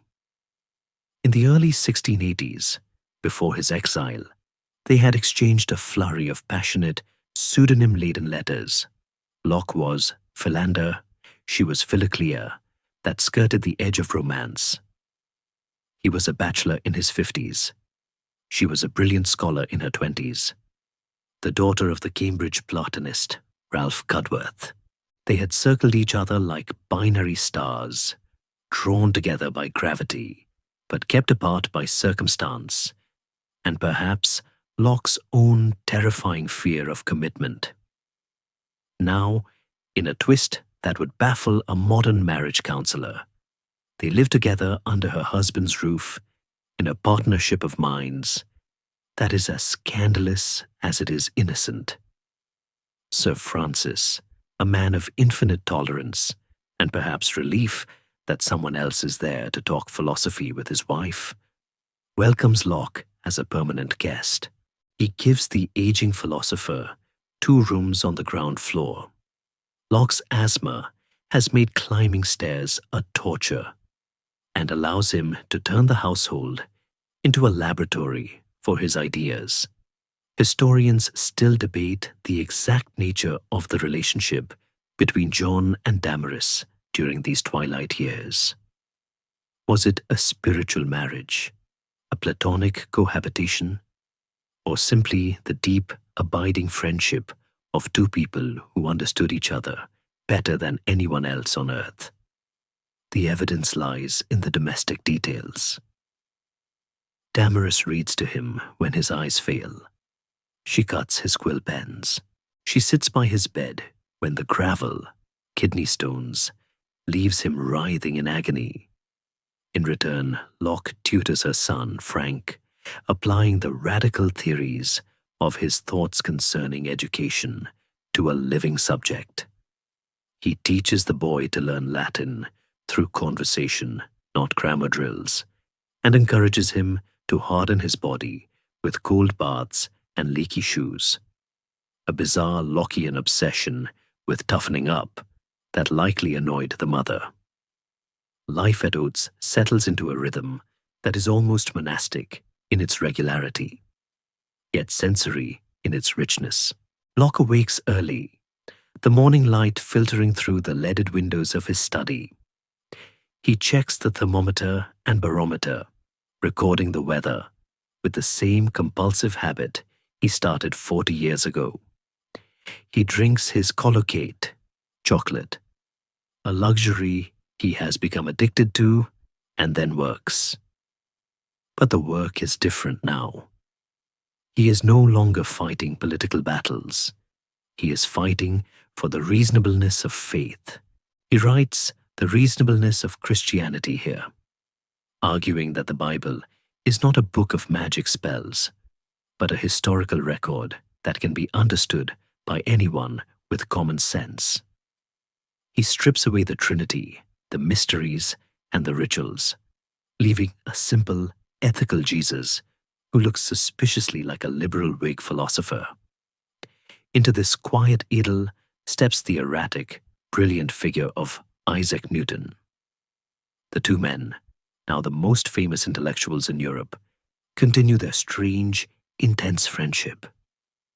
Newton visits Oates, often staying for days. One can imagine the scene in the parlor, the fire crackling, Sir Francis dozing in his chair, while Locke and Newton sit huddled together, debating the interpretation of the Book of Daniel. Newton is becoming increasingly paranoid and fragile during this time. He has suffered a nervous breakdown in 1693, accusing Locke of trying to embroil him with women. But at Oates, he finds peace. Locke, with his physician's eye, treats Newton with a gentle, soothing patience, ignoring the outbursts and focusing on the genius. They are two lonely men who have seen the gears of the universe, finding comfort in the fact that someone else knows the secret code. There is a soft, domestic humor to Locke's final years. He becomes a fuss budget of the highest order. He weighs his food to ensure he doesn't overeat. He complains about the drafts. He has a special chair made that shields him from the wind. He engages in a running battle with the local bishop over the nature of the soul, firing off pamphlets that are longer than the books they are critiquing. Yet, he is also deeply beloved. The children of the house and the Masham grandchildren adore him. He carries sweets in his pockets. He tells them stories.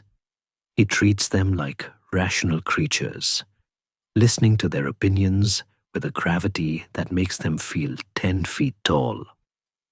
He proves his own theory that if you treat a child with respect, they will behave with reason.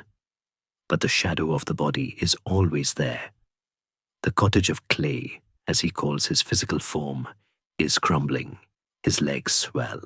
His breath comes in shallow, whistling gasps that can be heard across the room. He writes to a friend that he is fancying myself to be glass, fragile and ready to shatter. The sanctuary at Oates is not a fortress against death. It is a waiting room. Yet it is a waiting room filled with love.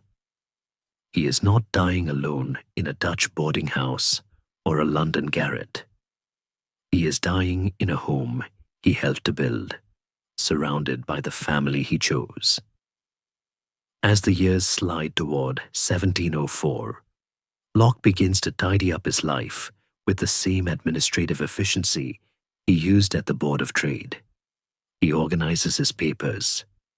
He creates a trust for his adopted son, Frank.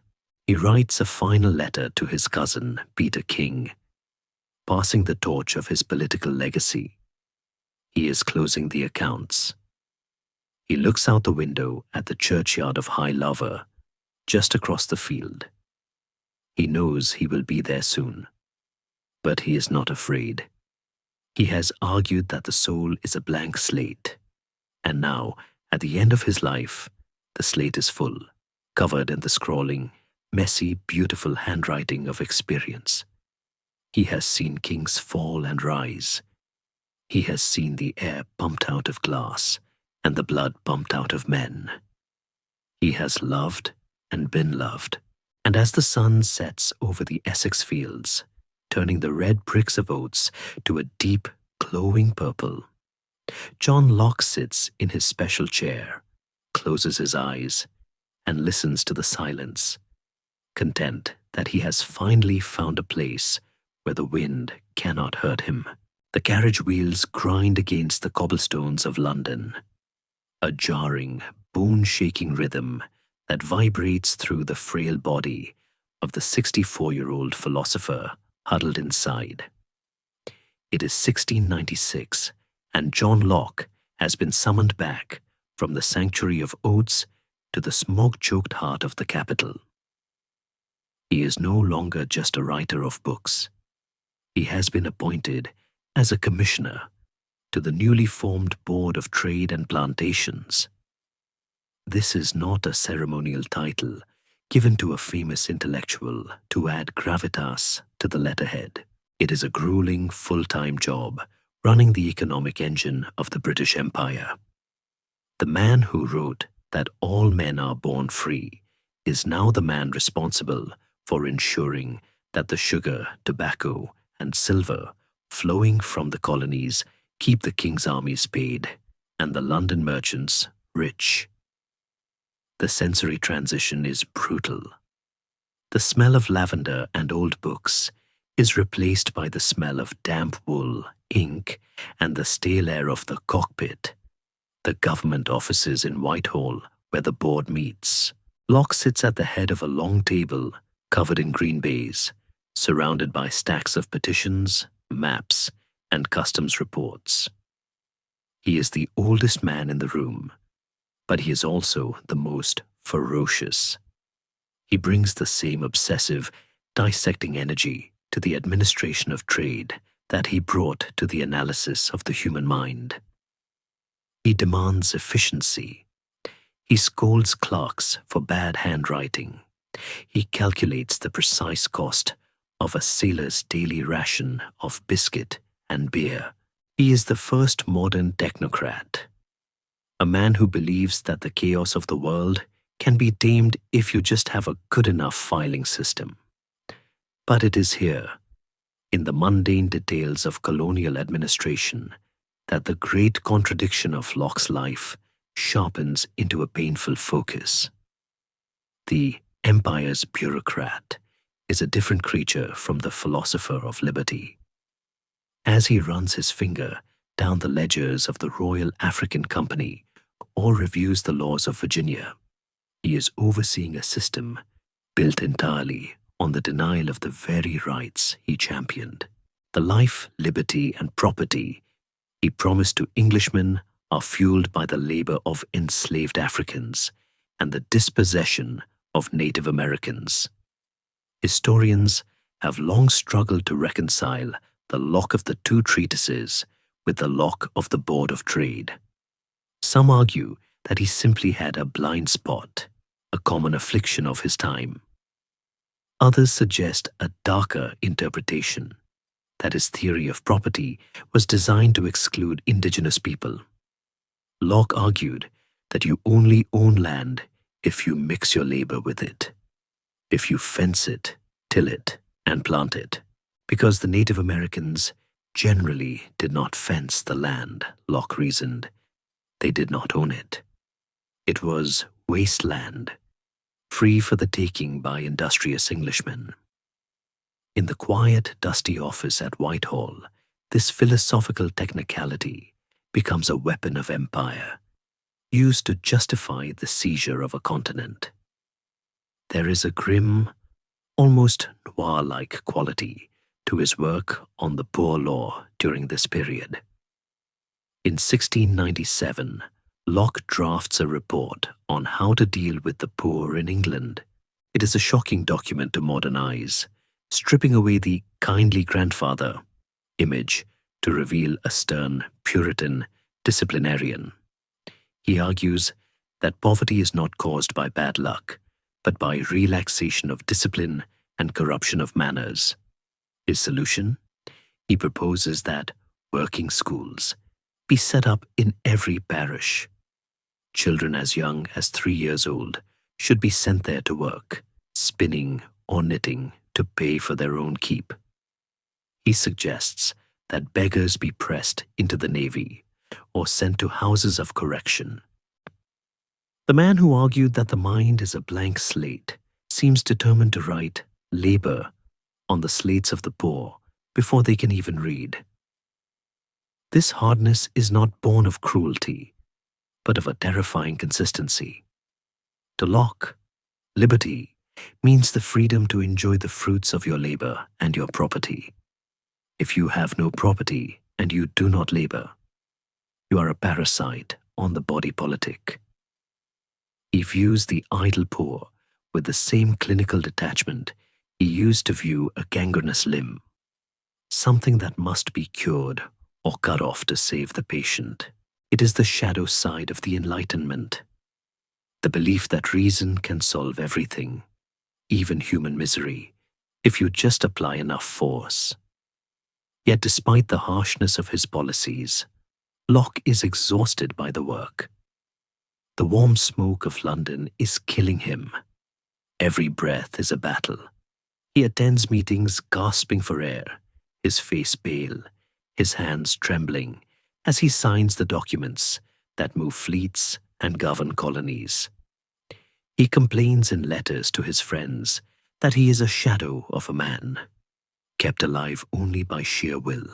He is caught in a trap of his own making.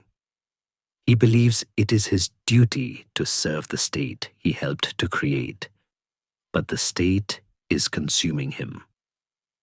There is a moment of dark humor in his interactions with the colonial governors. They send him obsequious letters, trying to flatter the famous philosopher, hoping he will overlook their smuggling or their embezzlement. Locke sees through them instantly. He writes back with dry, scathing wit, demanding receipts, questioning expenses, and reminding them that they are servants of the crown, not little kings in the wilderness. He tries to revoke the charters of colonies that are too independent, ironically trying to bring the very places that will later use his ideas to rebel under tighter control.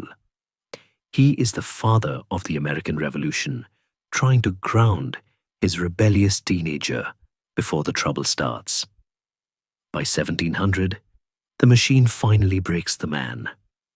The commute between Oates and London, 25 miles of rutted, muddy hell, becomes impossible. His legs swell so much, he can barely walk. His asthma leaves him bedridden for days after a single meeting. He realizes that he can no longer be the Atlas of the Whig state. He goes to King William, the man he helped put on the throne, and resigns. The king, who respects Locke immensely, asks him to stay, offering him the salary even if he does not do the work. Locke refuses. "I cannot take the wages," he says, "for work I cannot do." It is a final act of integrity, a refusal to be a placeman in a government full of corruption. He packs his papers in the office at Whitehall one last time. He looks at the maps on the wall, the pink and green shapes of the colonies, the blue lines of the trade routes. He has helped to build a merchant empire that will dominate the world for 2 centuries. He has stabilized the currency. He has organized the trade, but he leaves with a heavy heart. He knows that the perfect liberty he wrote about is still a dream, trapped in the pages of his books, while the reality is a messy, compromised world of ledger books and silver coins. He steps out of the cockpit and into the carriage. The driver snaps the reins. The wheels begin to turn, carrying him away from the center of power forever. He closes his eyes, listening to the fading roar of London. He is leaving the empire behind. He is going back to the garden, to the silence, to the only place where his ideas are truly safe, the mind of Damaris Masham and the quiet earth of Essex. The bureaucrat is dead. The philosopher is going home to die. The only sound in the library at Oates is the scratching of a quill against paper and the labored whistling breath of a man whose lungs have become his own personal prison. It is the early years of the 18th century, and John Locke is racing against the setting sun. He is 70 years old, a vast age for a man who has lived with a chronic illness since childhood, and he knows with the clinical certainty of a physician that the machinery is finally breaking down. His legs are swollen with dropsy, his hearing is dulling, and the asthma that has chased him from the Somerset mists to the London fog has finally cornered him here in the Essex countryside. He calls his body a cottage of clay, a temporary dwelling that is crumbling into ruin, the roof leaking and the walls shaking in the wind. Yet inside this decaying structure, the tenant is more active than ever. Locke spends his days in a specially constructed chair, propped up by pillows to ease the pressure on his chest, surrounded by a blizzard of manuscripts, proofs, and letters. He is not just an old man waiting to die. He is an author preparing his final edition, polishing the lens through which the future will see the world. The work at hand is the fourth edition of an essay concerning human understanding. Most authors would be content to let a masterpiece stand, but Locke is a perfectionist who views a book not as a statue, but as a conversation that never ends. He is obsessed with clarity. He worries that people have misunderstood him, that the Bishop of Worcester has twisted his words, that the definition of person is still too vague. So he revises, he cuts, he adds. It is in these final years that he adds two of the most important chapters to the work, of the association of ideas and of enthusiasm. Historians of psychology often point to this moment as the birth of their discipline. In the chapter on association, Locke describes how the mind connects things that have no natural connection, like a child who associates the dark with goblins because a nursemaid told him a scary story. He realizes that these accidental connections are the source of most human madness and prejudice. We hate people not because they are hateful, but because we have associated them with something bad in our past. It is a brilliant, terrifying insight. We are all programmed by our history, and if we can be programmed, we can be deprogrammed. Education, therefore, is not just about learning facts. It is about protecting the mind from bad associations. There is a gentle, almost tragic irony in watching the great empiricist turn his gaze from the outer world to the inner world of the text. He can no longer ride a horse or walk in the garden without exhaustion, so he travels through his own paragraphs. He creates a massive index for his works, a commonplace book system that he had perfected over decades, organizing knowledge with a rigorous, almost neurotic efficiency.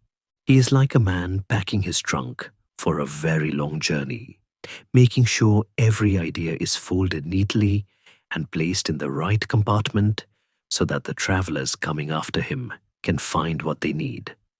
But the most surprising turn in these final years is his obsession with St. Paul. The man who was accused of being a secret atheist spends his dying days writing a commentary on the epistles of the apostle. He sits with the Greek text open on his lap, applying the same reasonableness to the Bible that he applied to the currency. He argues that Paul was not a mystic speaking in riddles, but a logical man making an argument. If you read the letters as a whole, instead of chopping them up into verses to throw at your enemies, you see a coherent philosophy of love and liberty. It is a final attempt to reconcile the two halves of his life, the reason of the philosopher and the faith of the Christian. He wants to prove that you don't have to turn off your brain to save your soul.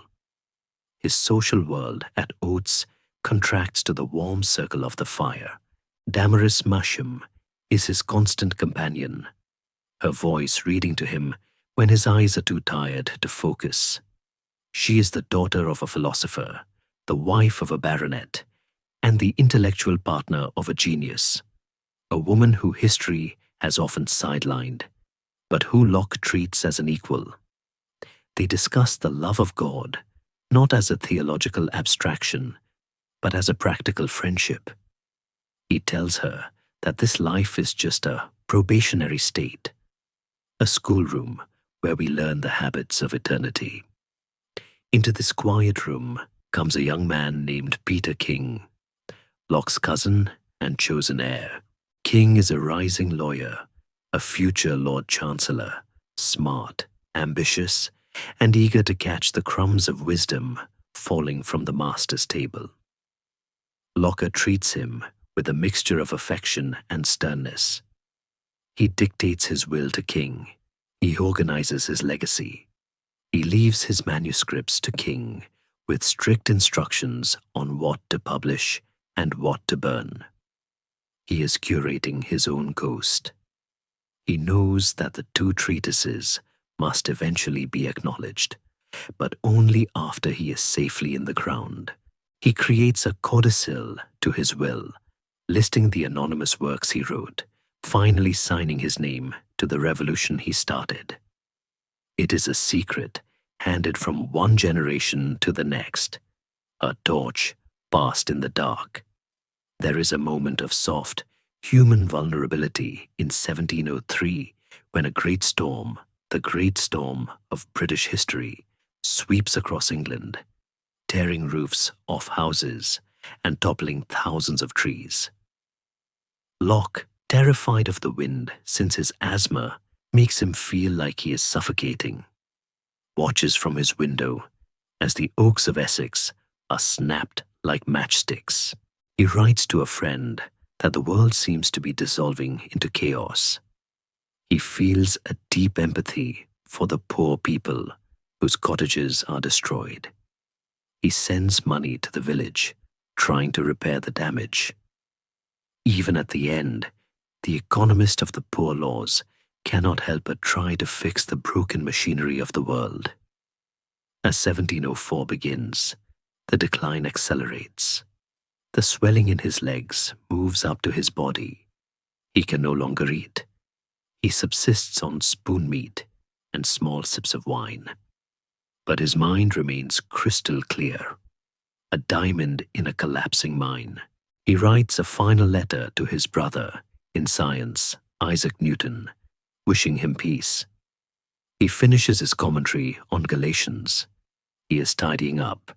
He tells Damaris that he has lived long enough and that he thanks God for a happy life.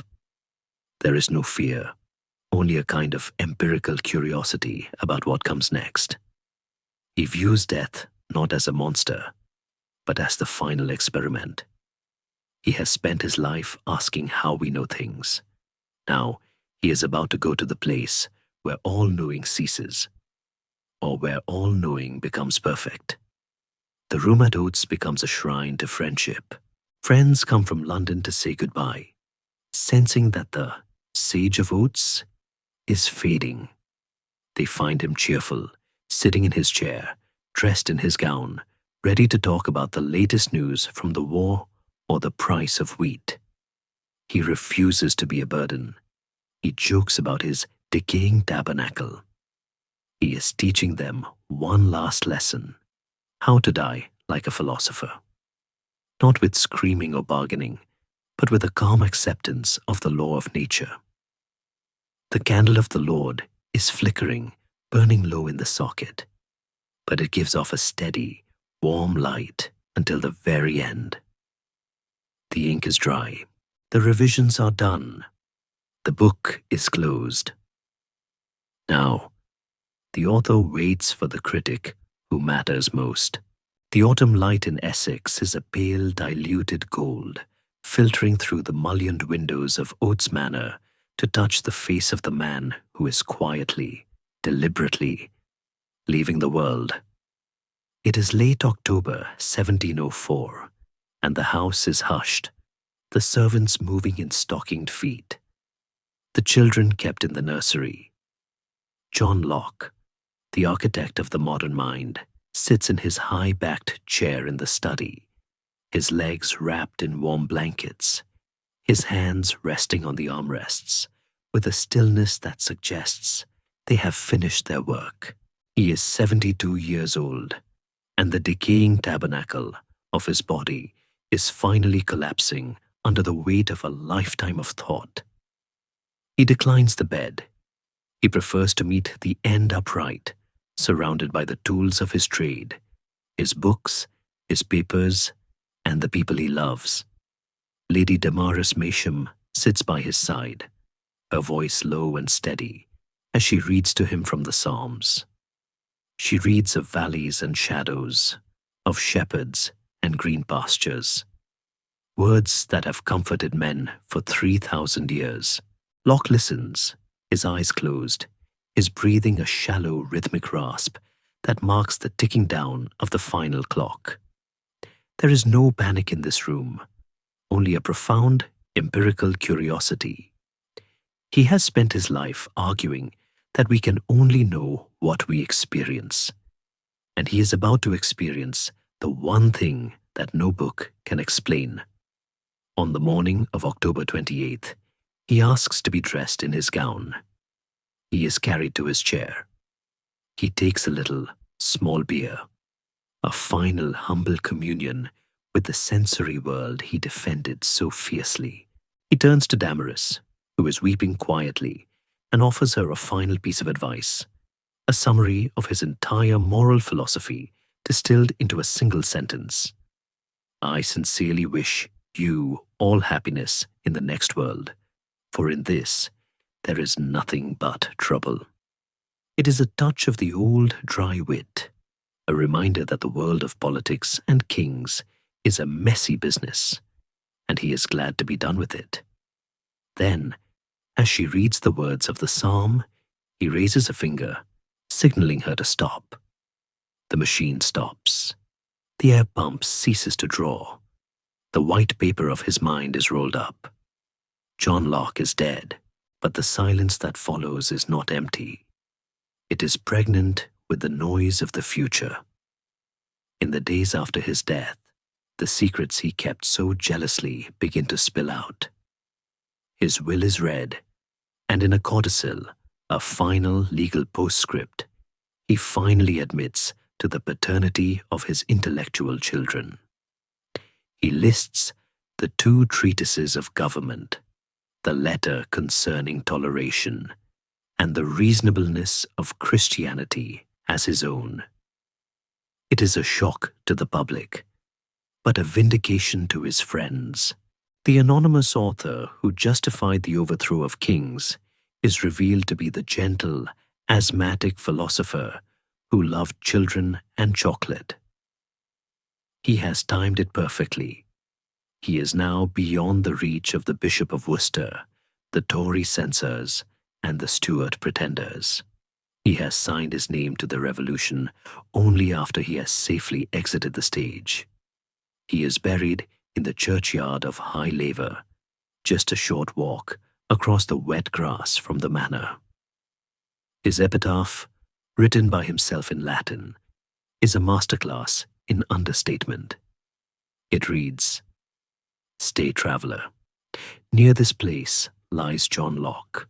If you ask what sort of man he was, he answers that he lived content with his own small fortune. Bred a scholar, he made his learning subservient only to the cause of truth. There is no mention of the glorious revolution, no mention of the Carolina Constitution, no mention of the empire. Just a man, a fortune, and the truth. He rests under a simple brick tomb, outside in the elements, while the rain washes the dust of the coal smoke from his memory. Yet, the unsigned legacy refuses to stay in the grave. In the decades that follow, Locke's ideas migrate. They cross the English Channel to France, where they are devoured by Voltaire and Rousseau, fueling the fires that will eventually burn down the Bastille. They cross the Atlantic to the American colonies, carried in the saddlebags of lawyers and the sermons of preachers. In 1776, a Virginian named Thomas Jefferson sits down to write a Declaration of Independence. He does not look to the Bible or the classics for his opening arguments. He looks to John Locke. He adapts Locke's trinity of life, liberty, and property into the more poetic life, liberty, and the pursuit of happiness. But the DNA is unmistakable. The right to alter or abolish a destructive government is a direct quote from the 2 treatises. The American Revolution is in many ways a Lockean experiment, a test of whether a nation can truly be built on the consent of the governed. But the legacy is not without its shadows.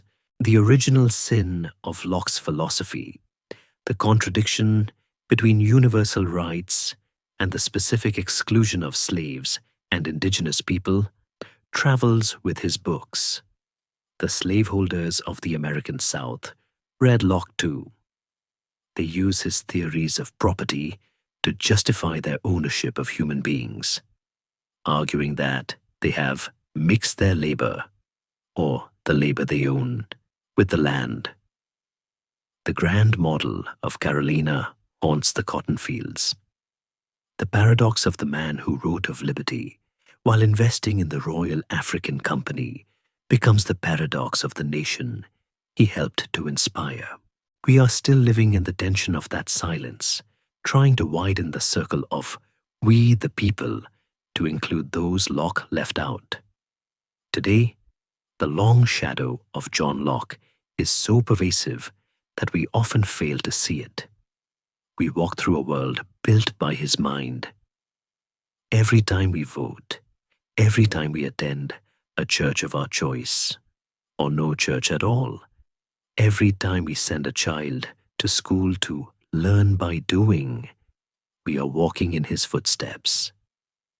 He is the invisible architect of our reality.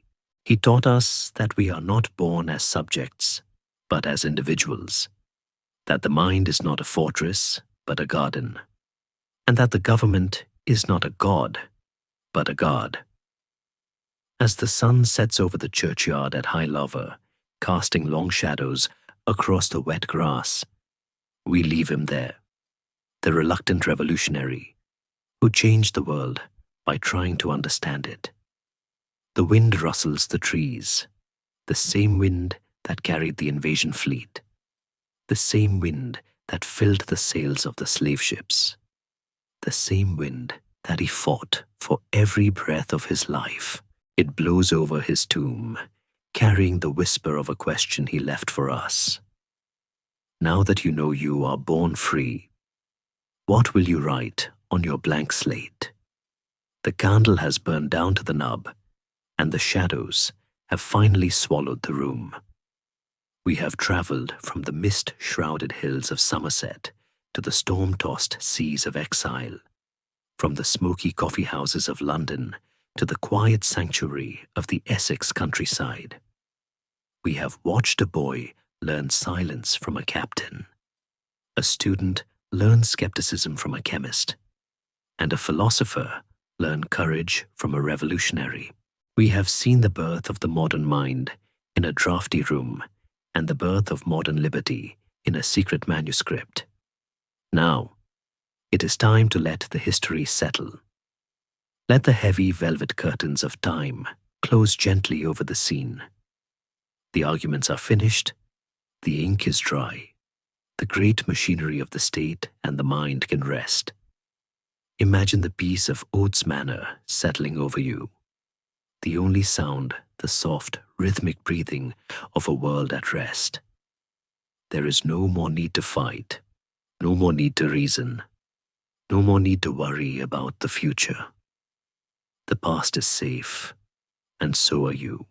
Let the ideas float away like leaves on a slow-moving river. The blank slate is waiting for your dreams, sweet dreams.